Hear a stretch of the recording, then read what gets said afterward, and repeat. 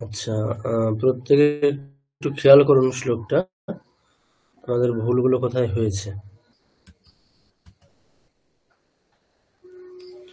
আচ্ছা, দেখুন আমরা কোথায় ভুল করেছি। আমাদের ছিল কোনটা, আধারভূতা জগৎ, এখান থেকে ছিল, তাই তো। আচ্ছা, এখানে দেখুন একটা জায়গায় সবাই ভুল করেছেন প্রায়, একজন ছাড়া। জগতস্ত্বমেকা, এখানে কি বলা হয়েছিল, যুক্তাক্ষরের আগের বর্ণটা গুরু হবে, মানে হ্রস্ব হলেও গুরু হবে, এটা বলা হয়েছিল। তাহলে জগতস্ত্বমেকা দন্তস্ব তৈবয় যে যুক্তাক্ষর আছে, তার আগের যে ত, সেটা গুরু হবে। প্রত্যেকে দেখছি যে যুক্তাক্ষর যেটা আছে দন্তস্ব তৈবয়, মানে অ আছে, মানে স্বরবর্ণ আকার আছে, সেটাকেও দেখছি গুরু করে দিয়েছেন সবাই প্রায়। আচ্ছা, ওটা কেন গুরু হবে? ওটা তো লঘুই হবে। যুক্তাক্ষর বলে তো যুক্তাক্ষর হওয়ার জন্য কেউ লঘুগুরু তো হচ্ছে না। স্বরবর্ণ কি আছে সেটার উপরে, যুক্তাক্ষর থাকা সত্ত্বেও ওখানে স্বরবর্ণ কি আছে, অকার, অকারটা হ্রস্ব, তাই জন্য ওটা কি হবে, লঘু। ঠিক আছে, ওটা অনেকে দেখছি গুরু করেছেন, ওটা ভুল হয়েছে।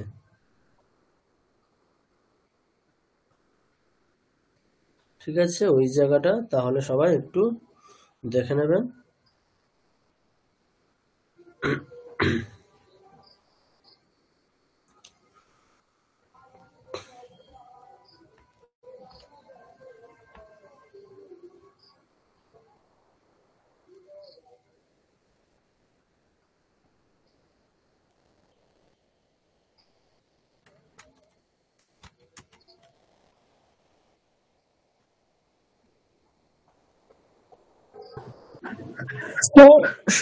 একটা কথা জিজ্ঞেস করবো। বলুন ম্যাডাম। বলছি যে সব যুক্তাক্ষরের আগের অক্ষরগুলো গুরু হবে। হ্যাঁ, তাহলে উম, এই যে এখানে এই একটা যে স্বরূপ স্থিতায়া যেটা হুম, আছে, হ্যাঁ ওটা ধরুন প্রথমটা শুরুই হচ্ছে দিয়ে যুক্তাক্ষর দিয়ে, তাহলে কি তার আগেরটা এখানে গুরু আছে, কিন্তু যদি গুরু না থাকে তাহলে কি গুরু হবে? স্বরূপ স্থিতা, তাই তো ওখানে। হ্যাঁ, হ্যাঁ, হ্যাঁ। হ্যাঁ, মানে যুক্তাক্ষরের আগের বর্ণ গুরু গুরু হবে এখানে, যেহেতু মানে ওটা আগের মানে, শব্দ হলেও মানে গুরু হবে।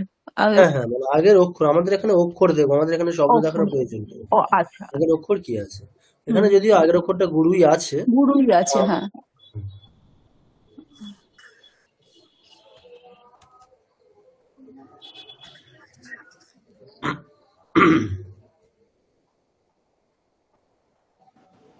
দুটো পরপর যদি স্যার দুটো পরপর যদি থাকে মানে যুক্তাক্ষর থাকে, তাহলে একই নিয়ম, যুক্তাক্ষরের আগেরটা গুরু। হ্যাঁ যুক্তাক্ষরের আগেরটা গুরু, আর পরের যুক্তাক্ষরের জন্য আগের যুক্তাক্ষরটার কোনো চেঞ্জ হবে? না, চেঞ্জ বলতে কি ম্যাডাম, দেখুন আমাদের কি বলা হয়েছে, স্বরবর্ণ অনুযায়ী লঘুগুরু হচ্ছে। তাহলে আমরা দেখছি হুম যদি আগের যুক্তাক্ষরে, ধরুন কৃষ্ণ, মানে এখানে হুম যদি যুক্তাক্ষর নেই, ধরুন যুক্তাক্ষরের আগের যে বর্ণ রয়েছে সেটা যুক্তাক্ষর হিসেবেই আছে, এবং হুম সেখানে যে স্বরবর্ণ আছে যুক্তাক্ষরের সাথে সেটা হ্রস্ব আছে, তাহলে ওটা গুরু হবে। হ্যাঁ, না সেটা তো হলো, হ্যাঁ মানে রহস্য তাহলে গুরু হবে, মানে ধরুন দুটো যুক্তাক্ষর পর পর, ধরুন আমি এটা কোথায় যেন করছিলাম, দুটো এই যে এইখানে বোধহয় এর আগে দেখুন আমি একটা এখানে আপনি একটা জিনিস আগে বলে দিই, এখানে সবাই ভুল করেছেন, আমি তখন মানে একটু লেট করে এলেন। দেখুন জগতস্তমেকা, হ্যাঁ যুক্তাক্ষরটাকে কেউ অনেকে গুরু করে দিয়েছেন, এখানে তয় হ্যাঁ দন্তস্ব এটা আমি তয় ভুল বয় যেটা করেছি, আছে, এটা হ্যাঁ তো এটা আমি হবে না। ভুল করেছি, না এটাতে তাহলে লঘু হবে। যুক্তাক্ষরের আগে থাক, যুক্তাক্ষরের আগে এমনি যুক্তাক্ষর নাই হোক বা যুক্তাক্ষরই হোক, যদি হ্রস্ব থাকে সেটা গুরুই হবে। তাহলে হ্যাঁ যুক্তাক্ষরের আগে যুক্তাক্ষর আছে কিনা সেটা তো আমাদের কোনো প্রসঙ্গই না। আমাদের দেখতে হবে যুক্তাক্ষরের আগে যে বর্ণ রয়েছে সেটা যদি কোনো সিঙ্গেল থাকে অথবা যুক্তাক্ষরও থাকে, স্বরবর্ণ হুম যদি হ্রস্ব থাকে তার সাথে, সেটা গুরু হবে। আচ্ছা আচ্ছা, হ্যাঁ যেমন আমি আর একটা নিজে নিজে চেষ্টা করেছিলাম, ওটা প্রথমে দিয়েছি, এই যে জগৎ বন্ধ, হ্যাঁ জগৎ বন্ধ মানে দয় বয় আছে, তারপরে দন্তের নয় দয় আছে। আচ্ছা, জগৎ বন্দ্য, তাই তো। হ্যাঁ জগৎ বান্দিয়া। হ্যাঁ, এখানেও তাই একই রকমই, মানে বন্ধিয়া যুক্তাক্ষর আছে, দন্তেন্ন দয় জফলা যুক্তাক্ষর, তার আগে ব, তাহলে তার বটা আগে ব অবশ্যই বলতে, হ্যাঁ মানে তাহলে গুরুই তো হবে, মানে দয় বয়টাও গুরু গুরু হবে। হবে, আর হ্যাঁ, আর দন্তের নয় দয় জফলাটাও কি হবে এটা? উম ওটা লঘু এটা হবে। যদি যুক্তাক্ষর এমনি লঘু, যেরকম নর্মাল লঘু হবে। স্বরবর্ণ কি আছে তার উপরে, যুক্তাক্ষরের সাথে হোক আর কোনো সিঙ্গেল বর্ণের সাথে হোক, স্বরবর্ণ কি আছে সেটার উপরেই লঘু গুরু। আচ্ছা আচ্ছা, জফলা তারপরে হসন্ত এগুলোকে কিভাবে মানে ধরবো, মানে এই জফলাকে ওই বর্ণের সঙ্গেই ধরবো মানে একসাথে, যেরকম অনুস্বর বিসর্গ যেরকম ধরা হয় সেগুলোই তো, মানে ওটাকে কি গুরু ধরবো মানে জফলা থাকলে? না না, জফলা থাকলে গুরু ধরবেন না, ওটা যুক্তাক্ষরের অংশ ওটা, আর ওটা একটাই আচ্ছা, বর্ণ যুক্তাক্ষর ওটা। যেমন রেফ, হ্যাঁ এইগুলো, যেমন আমরা হ্যাঁ। ক্ষিয়কে বলছি, ক্ষিয়কারকে আমরা একটা অক্ষর বলছি, সেরকমই হুম। যার সাথে জফলা আছে সেটা টোটালটা একটাই অক্ষর। আচ্ছা, আর খণ্ডেত্বটাও সেই একই নিয়ম তাই তো, কৃত হবে, কয়রি খণ্ডেত্ব একটাই অক্ষরই ধরবো। একটা অক্ষর ধরতে হবে, কেননা আমাদের এখানে বলেছি যে উচ্চারণের যোগ্য ক্ষুদ্রতম অংশ। তাহলে এখন কৃত, ওখানে যদি আমরা ক্রিটাকে ধরে নিই একটা অক্ষর হিসেবে, তখন হ্যাঁ। খণ্ডত্ব কিন্তু উচ্চারণের যোগ্য অংশ না, না। ওটাকে আমরা কেউ উচ্চারণ করে দেখাতে পারবো না, তাই জন্য না। ওটা অসহায়। ওই জন্য হ্যাঁ। ওটাকে আমাকে আগের সাথে হোক বা পরের সাথে, আমরা মেনলি আমরা আগের সাথেই নিয়ে নিই, তাহলে আগেরটার সাথে আচ্ছা, ওটাকে নিয়ে একটা অক্ষর হিসাবে কাউন্ট করতে হবে। তাহলে একটু ওই মানে টোটাল এই শ্লোকটা চারটে লাইন, এই চারটে লাইন একটু পরপর একটু বলে দেবেন, মানে পরপর কি রকম হচ্ছে? আমি তো এই স্তমেকাটা ওটা ভুল করেছি, ওটা আমি নিজেও পরে বুঝতে পারলাম। আর একটা মহিস্বরূপে না, ওখানেও দন্তের শয় বয়, ওটাও লঘু হবে। ওটা তারপরে ওটা রয় দীর্ঘ, হ্যাঁ ঠিক আছে। ওটা, হ্যাঁ এই রয়, এইটা আমি না ভুলে যে গেছি, মানে এই যে চিহ্নটা রয় হর্ষও না রয় দীর্ঘ, এটা ওটা দীর্ঘ ওটা, এটা দীর্ঘ। আর ওপরের দিকে যদি মানে গোলটা যদি ওপরের দিকে থাকে, মানে মানে একটা ওটা, হর্ষ তো হ্যাঁ, আমরা, গোল হিসেবে থাকলে ওটার হর্ষ, আর এমনি এরকম একটা জাস্ট কি বলবো, একটা লাইন টেনে নিচের দিকে এলে সেটাকে দীর্ঘ হিসাবে, মানে দেবনাগরীতে আচ্ছা, ওরকমই দেখায়। আর গোল থাকলে যেটা নিচের দিকে থাকবে সেটা কি হবে? যদি গোল থাকে তাহলে নিচের দিকে থাকা, আর একটা উপরের দিকে থাকা এরকম থাকে। গোল থাকবে বলতে মানে বুঝলাম না। মানে এই যে আমি ছবি তুলে, ছবিটা তোলা যাবে না, মানে ধরুন রয়ের সাথে মানে উম, র, তার সাথে মানে হর্ষউটা যদি অনেক সময় তলার দিকে তো থাকে না, মানে গায়ে হুম। লাগা এইরকম মানে আকৃতির মতো থাকে আর কি, একটা গোল। ওটা তো ককার হয়, মানে তলায় ক আর কি, নিচের দিকে আচ্ছা, থাকলে না তো আসলে না, ক। দেখুন, আমি আমি একটু মানে আপনাদেরকে দেখিয়ে দিচ্ছি, মানে হ্যাঁ একটু একটা মানে দেখিয়ে দিন মানে। দেখছি, তাহলে দেখুন এখানে আমাদের কিরকম যায়, দেখুন একটু দেখে নিন সবাই, এটা একটা কনফিউশন হচ্ছে সবার।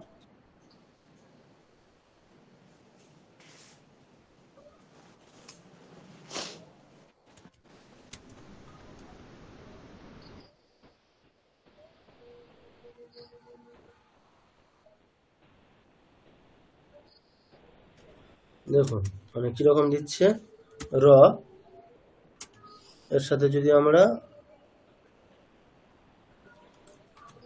র, তার সাথে যদি আমরা দীর্ঘ দিই তাহলে এরকম দিচ্ছে, আর হ্রস্ব দিলে এরকম, মানে একটা। আর না, এই বাংলাতে লিখুন, হ্যাঁ সেটাই, বাংলাতে একবার রটা করে ওইটা হর্ষ দীর্ঘ ওই গায়েতে, ওইটাই বলছি, দেখুন গায়ে আকৃতির মতো। হ্যাঁ এবারে হ্যাঁ এটা ওইটা, হচ্ছে হ্যাঁ হ্রস্ব, এইটা মানে উল্টো দিকে, উল্টো দিকেটা আর হর্ষ। দীর্ঘ হলে এদিকে। আচ্ছা, দীর্ঘ হলে ওটা নিচের দিকে লাইনের মতো হবে। আর আচ্ছা, হ্রস্ব হলে হচ্ছে মানে উপরের দিকে। ওপরের দিকে গোল মতো হবে। আচ্ছা, বুঝতে পেরেছি, এটাই গুলিয়ে গেছে আমার একটু। আচ্ছা, ঠিক আছে, এবার আমাদের যেটা মেন কাজ সেটা হচ্ছে ওই শ্লোকগুলো পড়তে শিখতে, মানে বিভিন্ন ছন্দের শ্লোকগুলো পড়তে বা শিখতে হবে। না আপনি একটু তাহলে এটা আমাকে একটা শুধু একটু বলে দিন না, বলছি যে এই যে টোটাল যে চারটে লাইন, এই লাইনেতে তাহলে তো মানে কোনো মিল হচ্ছে, মানে একদম কিছুটা মিল হচ্ছে, মানে হ্যাঁ, কোনো মিল মানে হচ্ছে না মিল, কেন, ওটা আমরা দেখতে পাবো, দেখুন মানে আমরা যখন এই ছন্দ পড়বো, মানে একটা হ্যাঁ। সমছন্দ একটা বিষম ছন্দ, মানে আমরা কি না না, শিখেছি মিল যে হচ্ছে না বলতে ওইটা বলছি না, যে লাস্টের দুটো রয়ে যাচ্ছে ওটা নয়, মানে যেমন না না, হচ্ছে বুঝতে গুরু পেরেছি আমি গুরু ম্যাডাম, মানে লঘু। পুরো টোটালটাই 11টা অক্ষরের যে ক্রমটা সেটা মিলছে হ্যাঁ না, হ্যাঁ হ্যাঁ হ্যাঁ হ্যাঁ লঘু ওইটাই। গুরু ক্রমটা মিলছে না। হ্যাঁ হ্যাঁ। এগুলোকে আমরা কি বলি, বিষম ছন্দ। দেখুন, একের সাথে 3টা মিলছে, দুইয়ের সাথে 4টা মিলছে, মানে আমি 1 3 মানে যাচ্ছে একরকম, আর 2 4 একরকম যাচ্ছে। 4 লাইনের মধ্যে মানে প্রথম পাদ আর তৃতীয় পাদ একরকম, দ্বিতীয় পাদ আর চতুর্থ পাদ একরকম। তো আচ্ছা, তাহলে তো স্যার এগুলোকে আমরা কি বলি, এগুলোকে না আমরা বলি আমার তো বিষম ছন্দ। ঠিক আছে? হ্যাঁ, কিন্তু সব আমারটা তো হচ্ছে না ওরকম। না, এবারে বিষম ছন্দ মানে ব্যাপারটা এরকমই হবে যে 1 3 মিলবে, মানে বিষম ছন্দ অ্যাকচুয়ালি এটা একটা প্যাটার্ন যে 1 3 2 4, আর একটা হতে পারে কোনোটার সাথে কোনোটা মিলছে না, এমনটাও হতে পারে। হ্যাঁ, সেরকমই তো ঠিক? হচ্ছে মনে হয়। বিষম মিন্স যেখানে 4টে পাদে এই যে অক্ষরের যে ক্রমটা সেটা সমান না, মানে একটা প্রত্যেকটার একটা ভ্যারাইটি মানে চেঞ্জ আছে, চেঞ্জ থাকলেই বিষম ছন্দ। এবার সেই চেঞ্জটা 4টে হতে পারে, দুটো দুটো করে হতে পারে, সে যেটা যেমনটা হবে, আলাদা হলেই বিষম ছন্দ। হ্যাঁ, আপনি একটু বলে দিন এটা, মানে স্যার এটা একটু বিশ্লেষণ করে দিয়ে দেখিয়ে দেখুন একটু স্যার, তাহলে আমাদের একটু আচ্ছা দেখুন, সুবিধা হতো উপরের যে স্যার, আমরা শ্লোকটা কোথায় আছে ভুল ওটাও সম্ভবত ওটাই আছে, এই দেবী প্রপন্নার্থী হরে প্রসীদা, এই শ্লোকটাও সম্ভবত এরকমই আছে। হ্যাঁ, যেটা আধারো ভূতা জগৎ স্তম্ভিকা যেটা দিয়েছেন ওটাই আচ্ছা বলছি। বলে দেখিয়ে দিচ্ছি দাঁড়ান। ওটা যদি একটু ওইটা একটু পড়ে পড়ে বলেন, তাহলে একটু মিলিয়ে দেখিয়ে দিন। নিতে পারি, তাহলে বুঝতে পারবো যে মানে কতটা ঠিক করতে পেরেছি বা কত কোনখানটা ভুল আসছে। আচ্ছা আমি ল্যাপটপে দেখিয়ে দিচ্ছি, দাঁড়ান একটা মিনিট।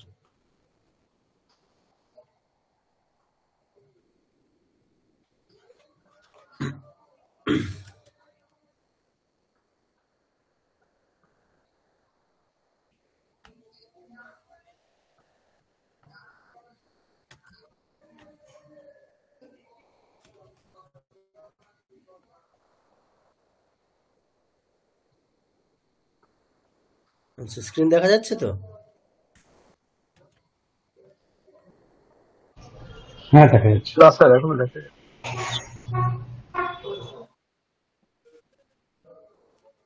এখন দেখা যাচ্ছে? আমরা দেখছি। এখনো দেখতে পাইনি। হ্যাঁ এবার দেখতে পেয়েছি। আচ্ছা, বাকিটা দেখতে পাচ্ছেন? না আমার বেরিয়ে হ্যাঁ হ্যাঁ, দেখতে পাচ্ছি আমি।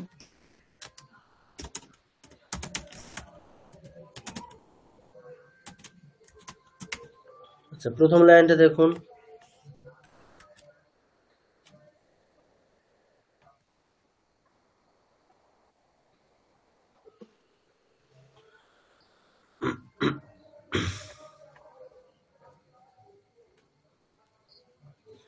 আচ্ছা, প্রথমটা কি হবে? গুরু হবে। প্রথমটা গুরু।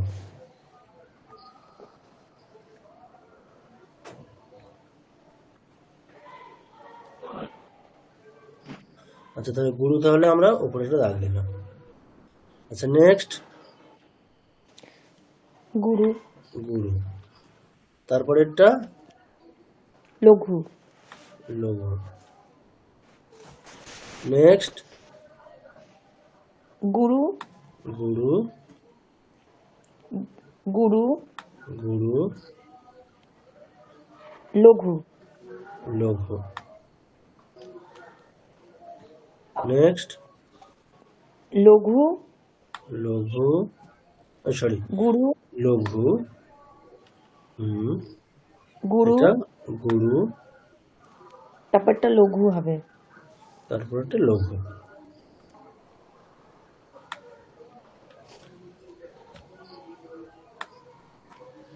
নেক্সট গুরু।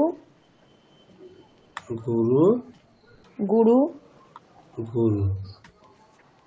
আচ্ছা, এবারে যদি আমরা 3টে করে নিয়ে একটা করে গণগুলোকে যদি আমরা বাছি, আমরা পরে বাছছি, এটা একটা গণ,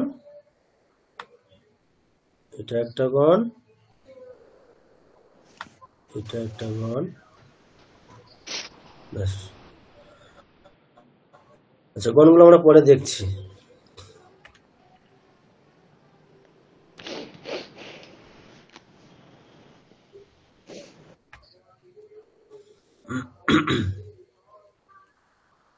আচ্ছা, এর পরের লাইন কি আছে? মহিস্বরূপেণ যতঃ স্থিতাসি, তাই তো? হুম।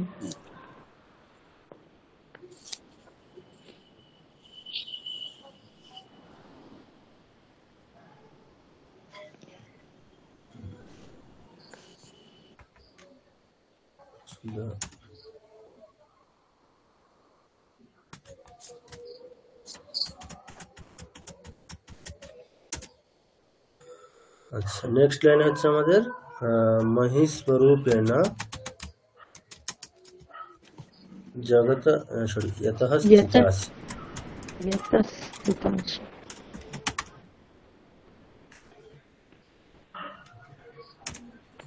আচ্ছা দেখুন, এখানেও পরপর বলে যান।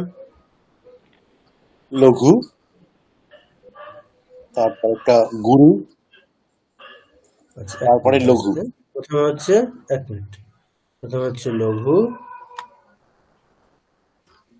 গুরু, গুরু, নেক্সট লঘু, লঘু, লঘু, নেক্সট তারপরে গুরু, গুরু, আবার গুরু, আবার গুরু, লঘু, লঘু, এরপরে লঘু, লঘু, সরি লঘু, গুরু, গুরু, লঘু, করে লঘু, লঘু, লঘু, তারপরে গুরু, গুরু,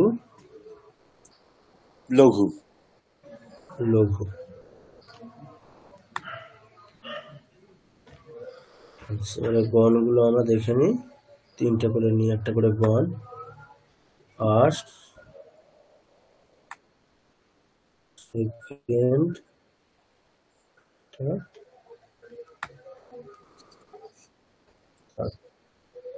আচ্ছা, এরপরে নেক্সট।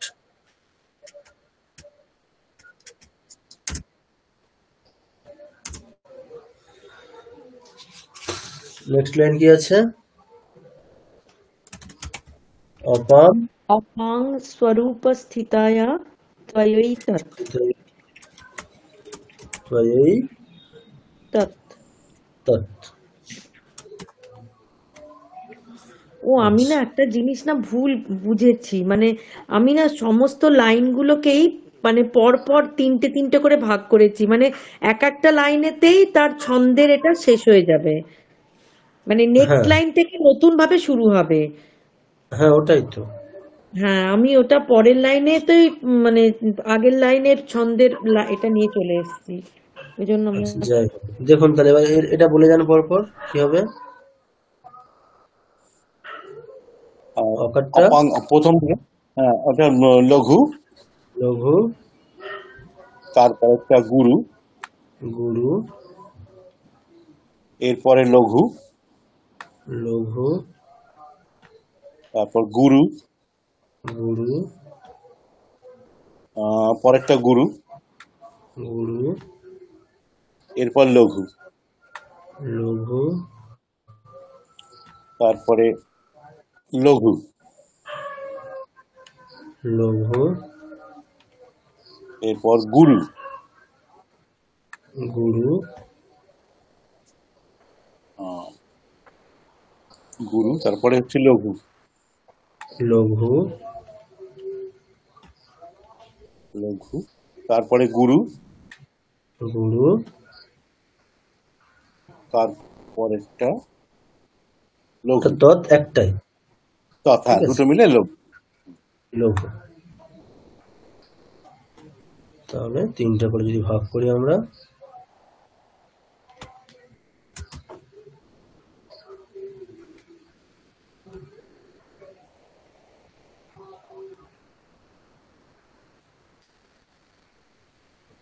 এটা একটা, নেক্সট এটা একটা, এটা একটা। আচ্ছা, এবার লাস্ট লাইন কি হবে? আপ্যায়তে আপ্যায়তে কৃষ্ণমলঙ্ঘ্য বীর্যে। কৃষ্ণমলঙ্ঘ্য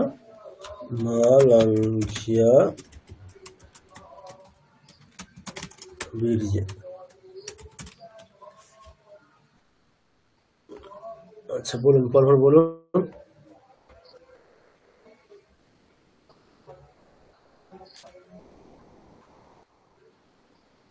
প্রথমটা গুরু,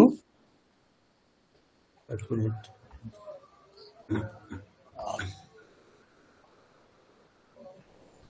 গুরু, তারপরেরটাও গুরু, এক মিনিট, লিখছিলাম না। গুরু, গুরু গুরু লঘু, নেক্সট গুরু, লঘু, লঘু, গুরু, গুরু, গুরু, গুরু, লঘু, লঘু,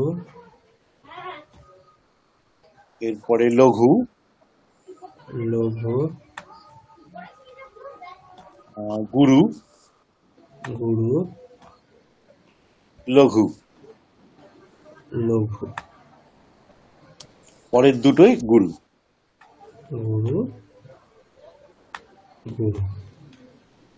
আচ্ছা দেখুন তাহলে এক। আচ্ছা এবারে গণের নামগুলো বলতে পারবেন? চেষ্টা করছি। বলুন তাহলে দেখি। প্রথম থেকে বলবো।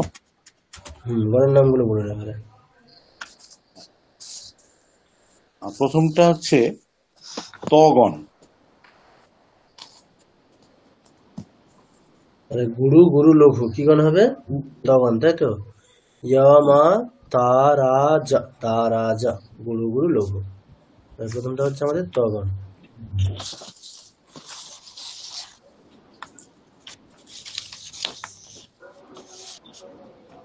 আচ্ছা তারপরেরটা তারপরেরটাও তগণ, গুরু, গুরু, লঘু, তগণ।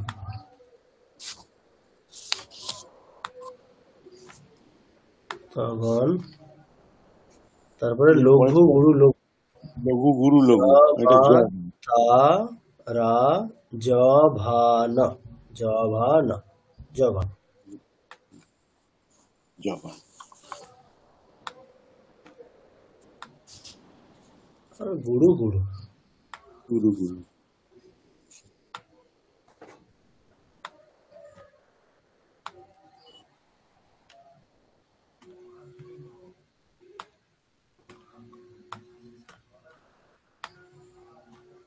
গুরু, গুরু। নেক্সট এরপরে আসছে এরপরটা হচ্ছে লঘু লঘু, গুরু জগণ। লঘু, হ্যাঁ এটা জগণ।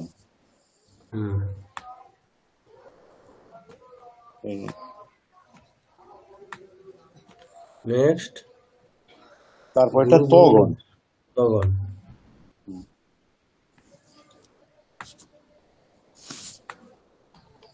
নেক্সট জগণ,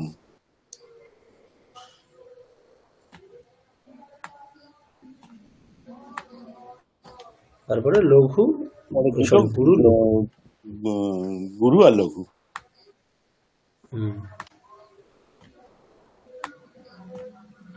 গুরু আর একটা হচ্ছে লঘু।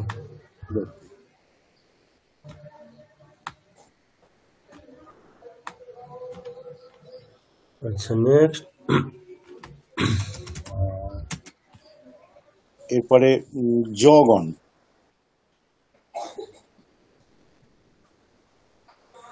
লঘু, গুরু, লঘু, জগণ। তারপরে তগণ, তগণ, তারপরে জগণ, জগণ। এর পরের দুটো গুরু, লঘু। গুরু আর লঘু।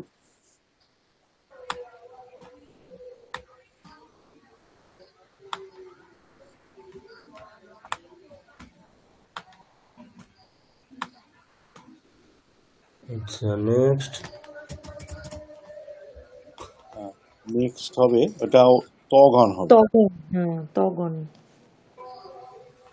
তগণ, আবার তগণ,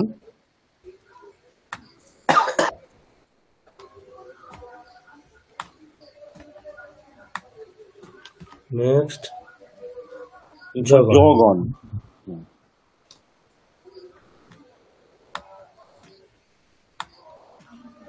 নেক্সট গুরু গুরু। নেক্সট গুরু গুরু।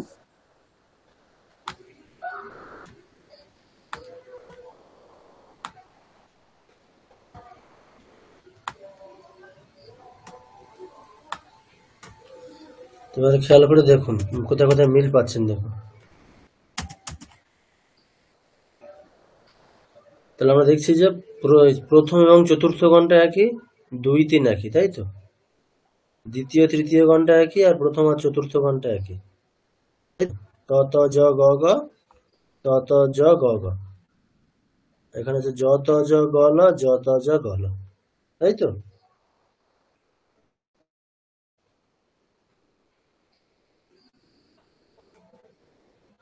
শোনা যাচ্ছে? হ্যাঁ স্যার, শোনা যাচ্ছে।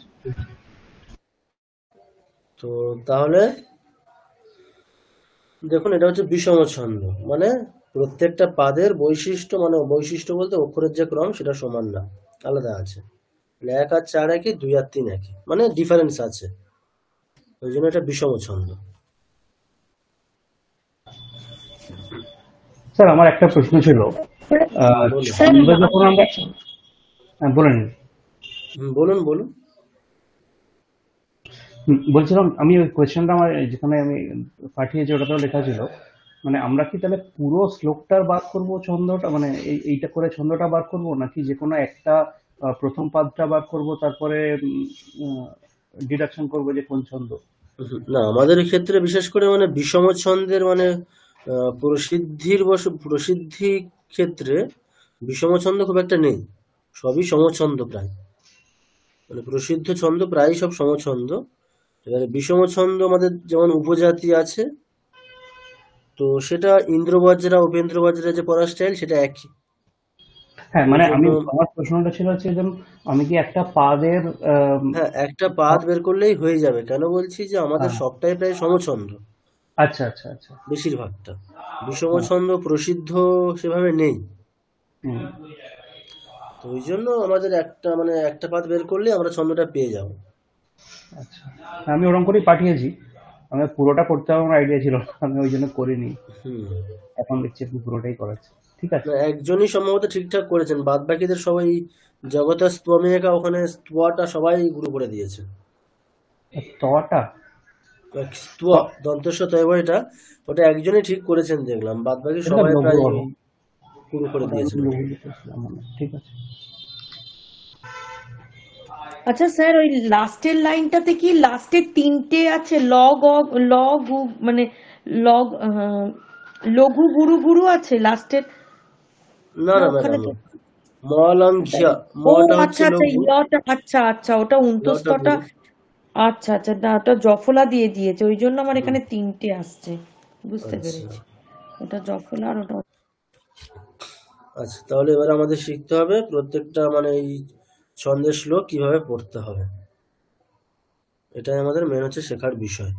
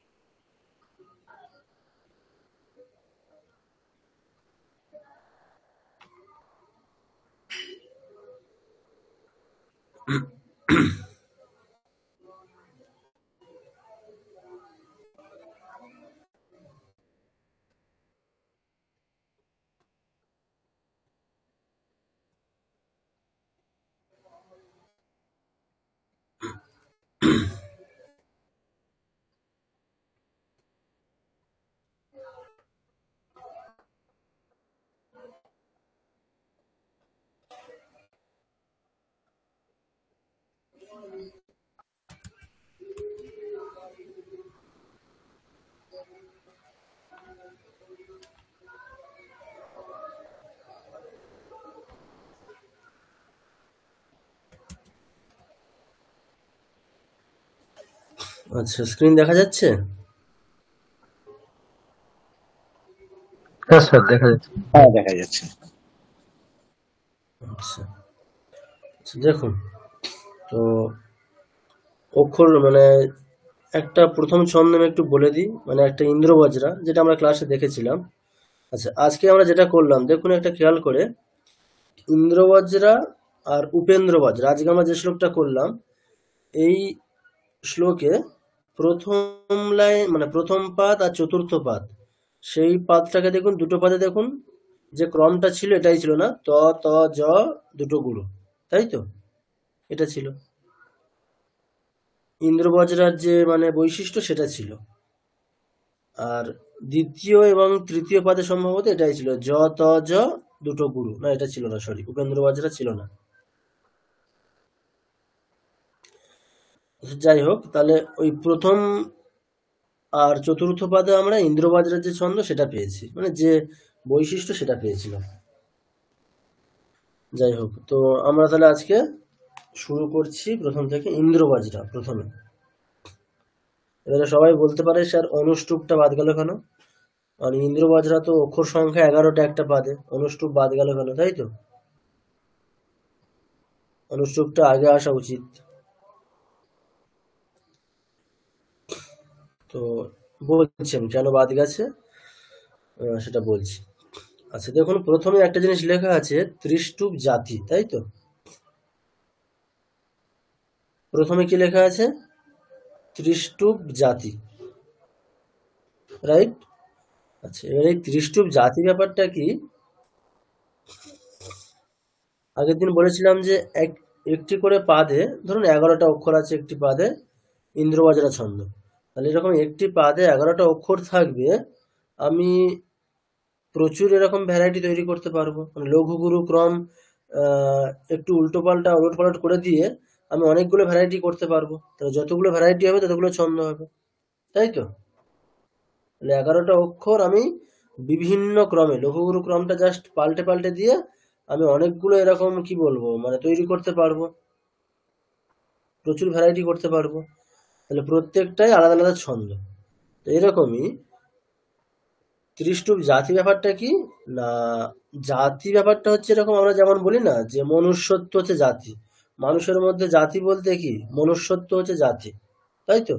রাম শ্যাম যদু মধু আপনারা যারাই আছেন সবাই, প্রত্যেকের মধ্যে মনুষ্যত্ব প্রত্যেকের মধ্যেই আছে, জাতিটা। সেরকমই ত্রিষ্টুপ আছে জাতি কেন বলছি না, ব্যাপারটা এরকমই, 11টা অক্ষর থাকবে, আপনি ভ্যারাইটি করে যতগুলো ছন্দ তৈরি করতে পারবেন, প্রত্যেকের মধ্যে কমন কি আছে? অক্ষর সংখ্যা 11টা, তাই তো? 11টা অক্ষরের যতগুলো আপনি মানে এই মানে ভ্যারাইটি করতে পারবেন লঘুগুরু ক্রমকে চেঞ্জ করে করে, সবগুলোর মধ্যে কমন জিনিসটা কি? অক্ষর সংখ্যাটা একটি পাদে 11টা, এটাই কমন। তো 11টা অক্ষর সংখ্যা থাকলে একটি পাদে তার নাম দেওয়া হচ্ছে কি জাতি, মানে ত্রিষ্টুপ, অর্থাৎ 11টি অক্ষর বিশিষ্ট হলেই তার নাম ত্রিষ্টুপ জাতি, অর্থাৎ সেটা ত্রিষ্টুপ জাতির অন্তর্গত।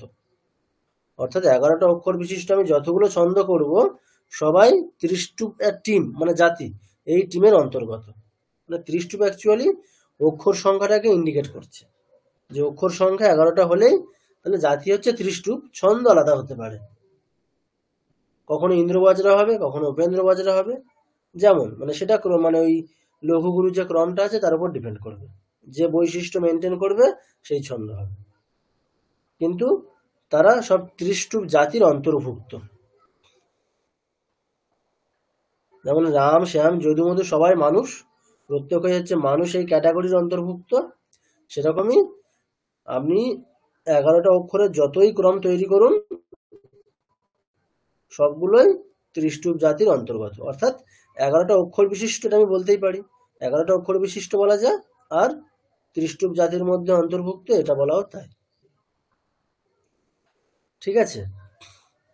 তো অনুষ্টুপটাও ঠিক সেরকমই, অনুষ্টুপ অ্যাকচুয়ালি ছন্দ না, অনুষ্টুপ হচ্ছে জাতি। কিরকম? একটি পাদে 8টা করে অক্ষর আছে, এরকম যত ভ্যারাইটি হতে পারে সবার মানে সবার যে জাতি তার নাম কি অনুষ্টুপ। আর অনুষ্টুপ হচ্ছে অ্যাকচুয়ালি জাতি, ছন্দ না। মানে 8টা অক্ষর একটি পাদে আছে, আমি যতগুলো ক্রম তৈরি করতে পারবো লঘুগুরু ক্রমকে চেঞ্জ করে করে, সবাই অনুষ্টুপ জাতির অন্তর্গত, ঠিক আছে? স্যার চণ্ডীতে যেটা আছে ওটাতে অনুষ্টুপ ছন্দ বলে উল্লেখ করা আছে, সেটা তাহলে কি? অ্যাকচুয়ালি অনুষ্টুপ ছন্দ বলতে ওটাই, অনুষ্টুপ জাতিটাকেই প্রসিদ্ধির কারণে ছন্দ বলি। এবারে ওটা আসলে ছন্দ কেন বলি আমরা, দেখুন যখন দেখবেন যে মানে অক্ষর সংখ্যা ক্রমশ বাড়ছে, মানে একটি পাদে যখন অক্ষর সংখ্যা দেখবেন এই যে 11টা আছে, 11টা অক্ষরে যতগুলো ছন্দই হোক পড়ার স্টাইলে কোনো রকম পার্থক্য হচ্ছে না। কিন্তু অক্ষর সংখ্যা যত আরো এগিয়ে যাবে, মানে 12, 13, 14 যত এগোবে, তত দেখবেন যে আমাদের ছন্দ পাল্টে গেলে পড়ার স্টাইল পাল্টে যাচ্ছে। মানে এই যে পড়ার স্টাইলটা চেঞ্জ হচ্ছে, সেটা তখন সেটা ছন্দের উপর ডিপেন্ড করছে, মানে ওই যে ক্রমটা আছে লঘু গুরু ক্রমটা তার উপর ডিপেন্ড করছে। কিন্তু এই যখন অক্ষর সংখ্যা কম 8, 9, 10, 11, এক্ষেত্রে ক্রম যতই আপনি চেঞ্জ করুন, লঘু গুরু ক্রম যতই চেঞ্জ করুন, পড়ার স্টাইলটা একই থাকবে। অর্থাৎ ওই যে সুরের একটা আলাদা অন্য সুরে পড়ছি বা পড়ার স্টাইল চেঞ্জ করছি, সেটা হচ্ছে না। তো ওই জন্য এখানে আর কি ক্রমটার খুব একটা মাহাত্ম্য নেই। এই যে ক্রমের মাহাত্ম্য কখন পাবো আমরা, যখন অক্ষর সংখ্যাটা বাড়বে। একটি পাদ অক্ষর সংখ্যা বাড়লে, যেহেতু বাড়লে অক্ষর সংখ্যা বাড়ছে, ক্রম চেঞ্জ হলে পড়ার স্টাইল চেঞ্জ হচ্ছে, তখন আর আসলে ক্রমটা ইম্পর্টেন্ট হয়ে যাচ্ছে একটা। কিন্তু যখন অক্ষর সংখ্যা কম আছে, তখন ক্রম মানে লঘুগুরু ক্রমটা চেঞ্জ এদিক এদিক করে দিলেও পড়ার স্টাইল তো চেঞ্জ হচ্ছে না। ওই জন্য ওখানে ক্রমটা খুব একটা ইম্পর্টেন্ট না, ওই জন্য জাতিটাই ইম্পর্টেন্ট। মানে ইন্দ্রবাজরা ছন্দ যাই হোক, তাহলে ত্রিষ্টুপ জাতির যে কোনো শ্লোকই, অর্থাৎ 11টা অক্ষর বিশিষ্ট যে কোনো শ্লোকই আমি একই রকম ভাবেই পড়বো, সেটা ইন্দ্রবাজরা ছন্দেরই হোক, উপেন্দ্রবাজরা ছন্দেরই হোক, যাই হোক। এরকমই অনুষ্টুপ জাতির মধ্যে যতগুলো ভ্যারাইটি হতে পারে, সবার পড়ার স্টাইলটা একই। ঠিক আছে, ওই জন্য এখানে কি হয়েছে, অনুষ্টুপটা যেহেতু প্রসিদ্ধ হয়ে গেছে, মানে আমাদের যত বেশিরভাগ শ্লোক তো অনুষ্টুপে আছে, অনুষ্টুপটা এই প্রসিদ্ধির কারণে ওটা জাতি না বলে বলে ছন্দ, মানে প্রসিদ্ধির কারণে ছন্দ বলা হয় ওটাকে। টেকনিক্যালি ওটা জাতি, কিন্তু প্রসিদ্ধিবশত ওটাকে আমরা ছন্দ বলেই মানে ডাকি আর কি, অনুষ্টুপ ছন্দ, অনুষ্টুপ ছন্দ। তার টেকনিক্যালি মানে ওটা স্যার, জাতি। স্যার একটা কথা জিজ্ঞেস করছি, তার মানে ছন্দটা আমরা সবসময় আমাদের তৈরি হবে একটা করে পাদেতে, প্রতিটা পাদেতেই মানে আলাদা মানে ছন্দটা হবে, তাই তো? মানে ছন্দটা ওইভাবেই তৈরি হবে। ছন্দ ব্যাপারটা ম্যাডাম ক্রম, আর কিছুই না। প্রত্যেকটা পাদে বলতে এবারে যেটা সমছন্দ হলে তাহলে সব পাদেই সমান, আর বিষম ছন্দ হ্যাঁ, হলে আলাদা আলাদা হবে। তার মানে যে আধারভূতা জগৎস্বামিকা এটা একটা পাদ, প্রথম পাদ। হুম, তারপরে মহিষস্বরূপিণ এটা দ্বিতীয় পাদ, এরকম ভাবে চতুর্থ, তৃতীয় পাদ, চতুর্থ পাদ তৃতীয় এরকম পা ভাবে যাবে, চতুর্থ তাই? পা, একদম। আচ্ছা। মানে এই যে অনুষ্টুপ, ত্রিষ্টুপ জাতি, এগুলোকে আমরা দুভাবে বলতে পারি। একটা হচ্ছে এরকম বলতে পারি যে একটি শ্লোকে যদি অক্ষর সংখ্যা 32 হয়, তাহলে সেটা অনুষ্টুপ জাতির অন্তর্ভুক্ত। অথবা একটি পাদে যদি অক্ষর সংখ্যা 8 হয়, তাহলে সেই শ্লোকটা অনুষ্টুপ জাতির অন্তর্ভুক্ত। মানে পাদ হিসাবে কাউন্ট করলে 8, আর পুরো শ্লোক হিসাবে কাউন্ট করলে 4 × 8, 32। এরকমই ত্রিষ্টুপ জাতি আমরা বলতে পারি যে একটি পাদে অক্ষর সংখ্যা 11 হলে সেখানে ত্রিষ্টুপ, সেটা হচ্ছে ত্রিষ্টুপ জাতির মধ্যে অন্তর্গত। অথবা একটি শ্লোকে যদি অক্ষর সংখ্যা 44 হয়, তাহলে সেটা ত্রিষ্টুপ জাতির অন্তর্গত। এই দুইভাবে আমি এটাকে এক্সপ্লেন করতে পারি। ঠিক আছে, যাই হোক, এবার আমাদের মেন যেটা পড়া, মানে ইন্দ্রবাজরা ছন্দ কিভাবে পড়তে হয় সেটা শিখতে হবে, ছন্দের শ্লোক কিভাবে পড়তে হয়।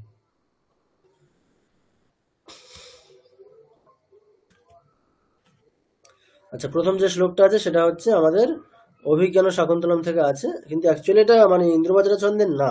ঠিক আছে, এটা অ্যাকচুয়ালি উপজাতি ছন্দেরই আছে। এর উপজাতি ছন্দটা আসলে কি, উপজাতি ছন্দ হচ্ছে ইন্দ্রবাজরা আর উপেন্দ্রবাজরা হচ্ছে একটা মিশ্রণ। ঠিক আছে, ইন্দ্রবাজরা উপেন্দ্রবাজরা হচ্ছে মিশ্রণ, অর্থাৎ কোনো পাদে দেখবো ইন্দ্রবাজরা মিলছে, কোনো পাদে দেখবো উপেন্দ্রবাজরা লক্ষণটা যাচ্ছে। ঠিক আছে, তো ওই জন্য ইন্দ্রবাজরা, উপেন্দ্রবাজরা, উপজাতি, এই সমস্ত শ্লোকগুলোর পড়ার স্টাইলটা একই। আচ্ছা, দেখি এই শ্লোকটাই পড়া যাক।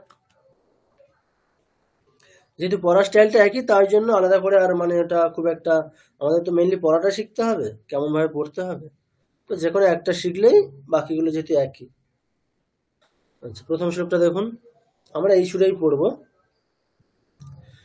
देवी प्रपन्नार्तिहरे प्रसीद प्रसीद मातर्जगतोऽखिलस्य प्रसीद विश्वेश्वरि पाहि विश्वम् त्वमीश्वरी देवी চরাচরস্য।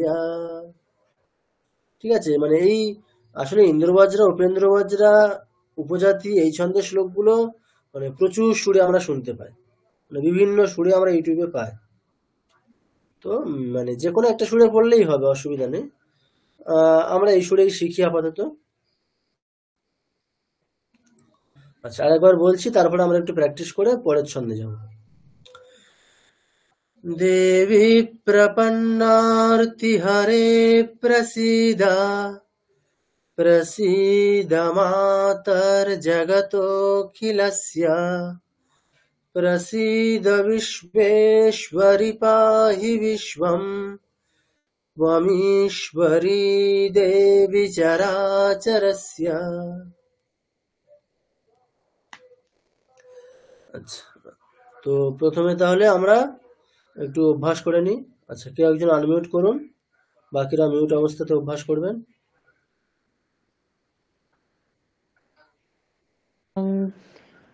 আচ্ছা, ঠিক আছে, ইন্দ্রাণী ম্যাডাম শুনে শুনে বলবেন, আর বাকিরা মিউট অবস্থাতে অভ্যাস করুন। আচ্ছা, চলো। ওম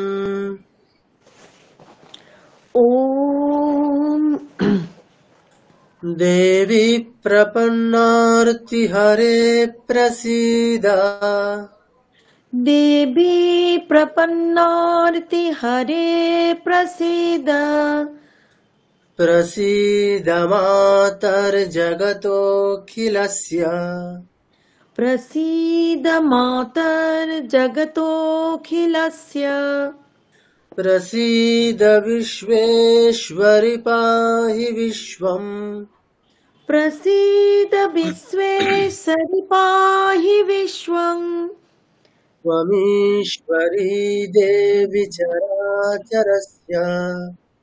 তমীশ্বরী দেবী চরাচরস্য।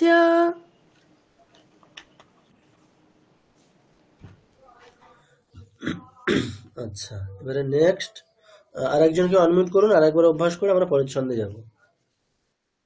আচ্ছা আমি আচ্ছা, হ্যালো ঠিক আছে, কে বলছেন? আচ্ছা, অরিজিৎ বাবু, চলুন। অরিজিৎ বাবু। হুম। ওম ওম দেবী প্রপন্নার্তিহরে প্রসীদ দেবী প্রপন্নার্তিহরে প্রসীদ প্রসীদ মাতর্জগতোऽখিলস্য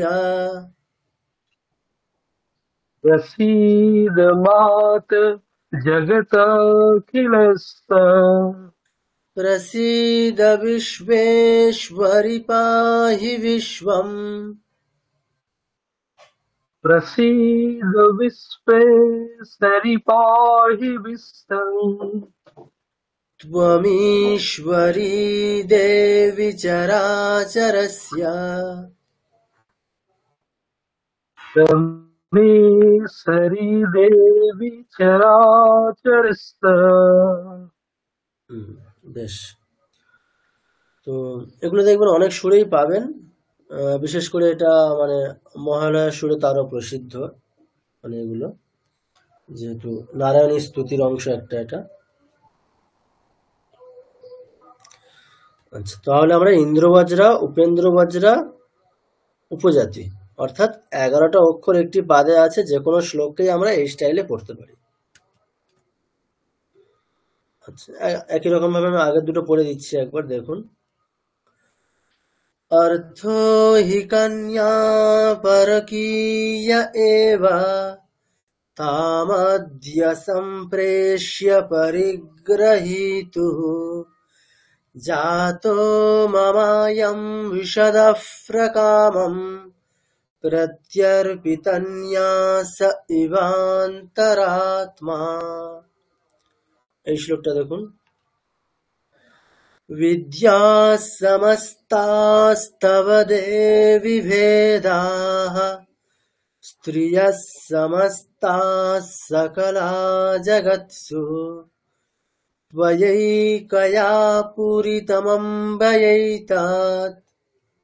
আচ্ছা এখানে সম্ভবত পুরীতমম্বয়ৈতাৎ ওটা দীর্ঘ উকারই হবে সম্ভবত, দেখতে হবে একটু, মানে ঠিক শ্লোকের সাথে যাচ্ছে না ঠিক।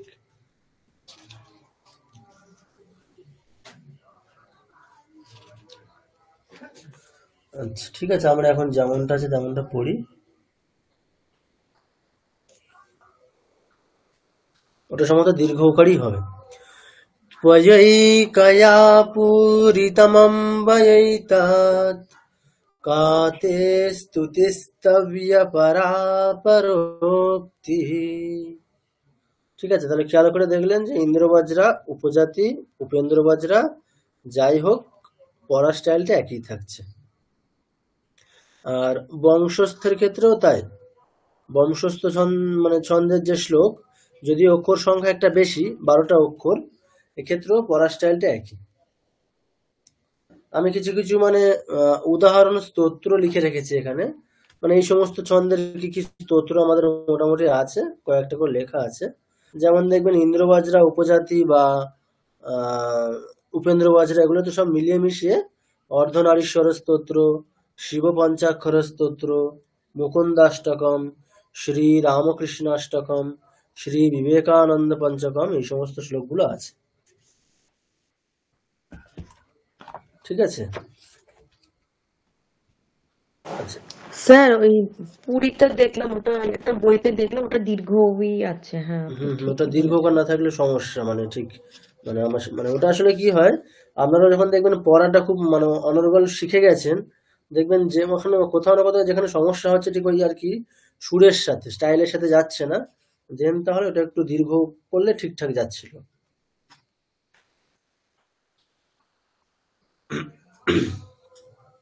আচ্ছা যেমনটা আমরা এখানে বললাম কি শ্রী বিবেকানন্দ পঞ্চকম, এগুলো এই সমস্ত যে স্তোত্রগুলো সেগুলো সব আমাদের এই যে ছন্দগুলো আছে যেটা দেখলাম ইন্দ্রবজ্রা উপেন্দ্রবজ্রা এগুলোতেই আছে। ঠিক আছে, আপনারা কিন্তু এই একই সুরে এই সমস্ত স্তোত্রগুলো এবারে পড়া অভ্যাস করতে পারেন। মানে এই যে শ্লোকটা আমরা একটা শ্লোক শিখলাম, তো এই একই স্টাইলটাকে অ্যাপ্লাই করে আমরা ওই শ্লোকগুলো পড়বো। যেমন ধরুন শ্রী বিবেকানন্দ পঞ্চকমের আমি শ্লোক প্রথম দুটো পড়ছি, দেখুন মানে একই সুরে পড়বো, আমি জাস্ট ওটার সাথে মিলিয়েই পড়ছি। দেখুন, দেবী প্রপন্নার্তি হরে প্রসীদা প্রসীদ মাতর জগতোখিলস্য প্রসীদ বিশ্বেশ্বরি পাহি বিশ্বম त्वमीश्वरी देवी चराचरस्य अनित्यदृश्येषु विविच्य नित्यं तस्मिन् समाधत्त इह स्म लीलया विवेकवैराग्यविशुद्धचित्तं योऽसौ विवेकी तमहं नमामि।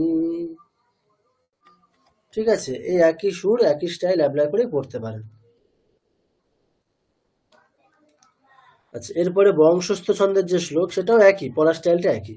অক্ষর সংখ্যা যদি একটা বেশি, আগেরগুলোতে 11টা করে অক্ষর সংখ্যা ছিল, এখানে 12টা, তাই তো একটা পাদে অক্ষর সংখ্যা 12টা, কিন্তু পড়ার স্টাইলটা একই।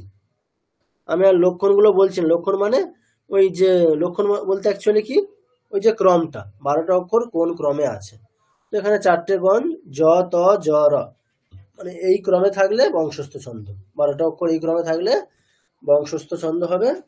আচ্ছা পড়ার স্টাইলটা একই রকমই। শ্রিয়ঃপতি শ্রীমতি শাসিতুম জগৎ জগন্নিবাসো বসুদেব সদ্মনি वसन्ददर्शावतरन्तमम्बरात् हिरण्यगर्भाङ्गभुवं मुनिं हरिः। দেখলেন পড়ার স্টাইলটা একই, চেঞ্জ হচ্ছে না কিছু, এরপর থেকে চেঞ্জ হবে। আচ্ছা তাও এই শ্লোকটা একটু কঠিন আছে, একবার অভ্যাস করে নেওয়া যাক। বাকিদের মধ্যে কি একজন আনমিউট করুন।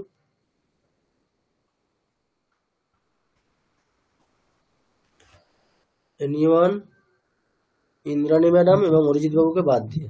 আচ্ছা, উজ্জ্বল বাবু, ঠিক আছে, চলো। শ্রিয়ঃ পতি শ্রীমতি শাসিতুং জগৎ। শ্রিয়ঃ আচ্ছা, ওখানে কি হবে? শ্রিয়ঃ প্রতি, শ্রিয়ঃ মানে বিসর্গটাকে আমরা কি বলবো? ফ।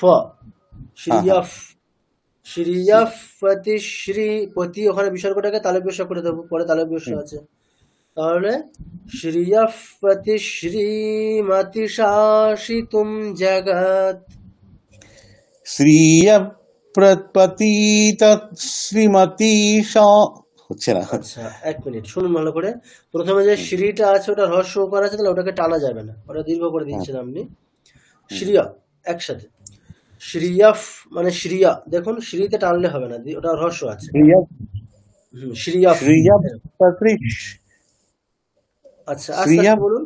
শ্রিয়ঃ পতি শ্রীমতি, সমস্যা হয়ে যাচ্ছে। এখানে সমস্যা কেন হচ্ছে? যেহেতু পরপর আসলে অনেকগুলো ওই শব্দ চেঞ্জ হয়ে যাচ্ছে এবং দীর্ঘ চলে আসছে, তো মানে শব্দ চেঞ্জ হয়ে যাচ্ছে প্রথমত, আর হ্রস্ব অক্ষরের ইমিডিয়েট পরে আমাকে পরবর্তী শব্দ নিয়ে নিতে হচ্ছে, ওই জন্য একটু গুলিয়ে যাচ্ছে। ঠিক আছে, একবার শুনে বলুন ভালো করে। শ্রিয়ঃ পতি শ্রীমতি শাসিতুং জগৎ। শ্রিয়ঃ প্রতি শ্রীমতি শাসিতুং জগৎ। জগন্নিবাসো বসুদেব সদ্মনি। জগন্নিবাসো বসুদেব সদ্মনি।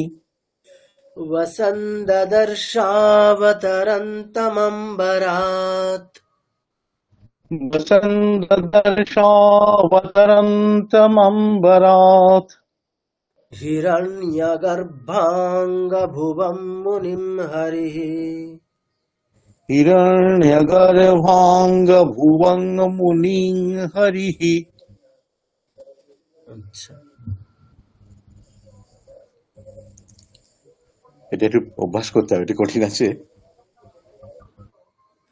আচ্ছা, আপনাদেরকে আগের দিন মানে একটা ওই দেখবেন একটা কন্ডিশন ছিল, মানে ওই যে গুরুবর্ণ, সরি মানে পাদের শেষে থাকা হ্রস্ববর্ণ, মানে হ্রস্ববর্ণ তিনটে ক্ষেত্রে গুরু হতে পারে। দুটো কন্ডিশন ছিল কিরকম? একটা হচ্ছে যুক্তাক্ষরের আগে থাকলে, ফার্স্ট কন্ডিশন।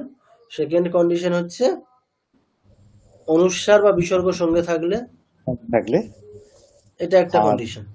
আর থার্ড কন্ডিশন ছিল হচ্ছে পাদের শেষে, পাদের শেষের প্রয়োজনে লঘু বা গুরু থাকা হ্রস্ববর্ণ লঘু গুরু দুটোর মধ্যে কোনো একটা হতে পারে। সেটা কিসের কি অনুসারে হবে? ছন্দের ডিমান্ড অনুসারে, মানে ছন্দের চাহিদা অনুসারে। এখন এই যে শ্লোকটা আছে ভালো করে দেখুন, জিনিসটা বুঝতে পারবেন। দেখুন এই যে শ্লোকটা আছে আমাদের, এই শ্লোকে মানে এই শ্লোকটাকে যদি আমাকে বংশস্থ ছন্দের মধ্যে ফেলতে হয়, অর্থাৎ আমাকে যদি বলতে হয় যে এই পার্টিকুলার শ্লোকটা বংশস্থ ছন্দে আছে, তাহলে দেখুন ক্রম কি আছে? জ ত জ র। আচ্ছা, রগণের বৈশিষ্ট্য কি? রগণের বৈশিষ্ট্য হচ্ছে য় মা তা রা জ ভা, রা জ ভা, রা দীর্ঘ মানে গুরু, জ হ্রস্ব লঘু, জ ভা, ভা গুরু, তাহলে গুরু লঘু গুরু, এটাই ক্রম। মানে শেষের যে গণটা সেটা রগণ। ভালো করে খেয়াল করে দেখুন, দেখবেন আমি আর এখানে দেখাচ্ছি না। শেষের তিনটে অক্ষর কি কি?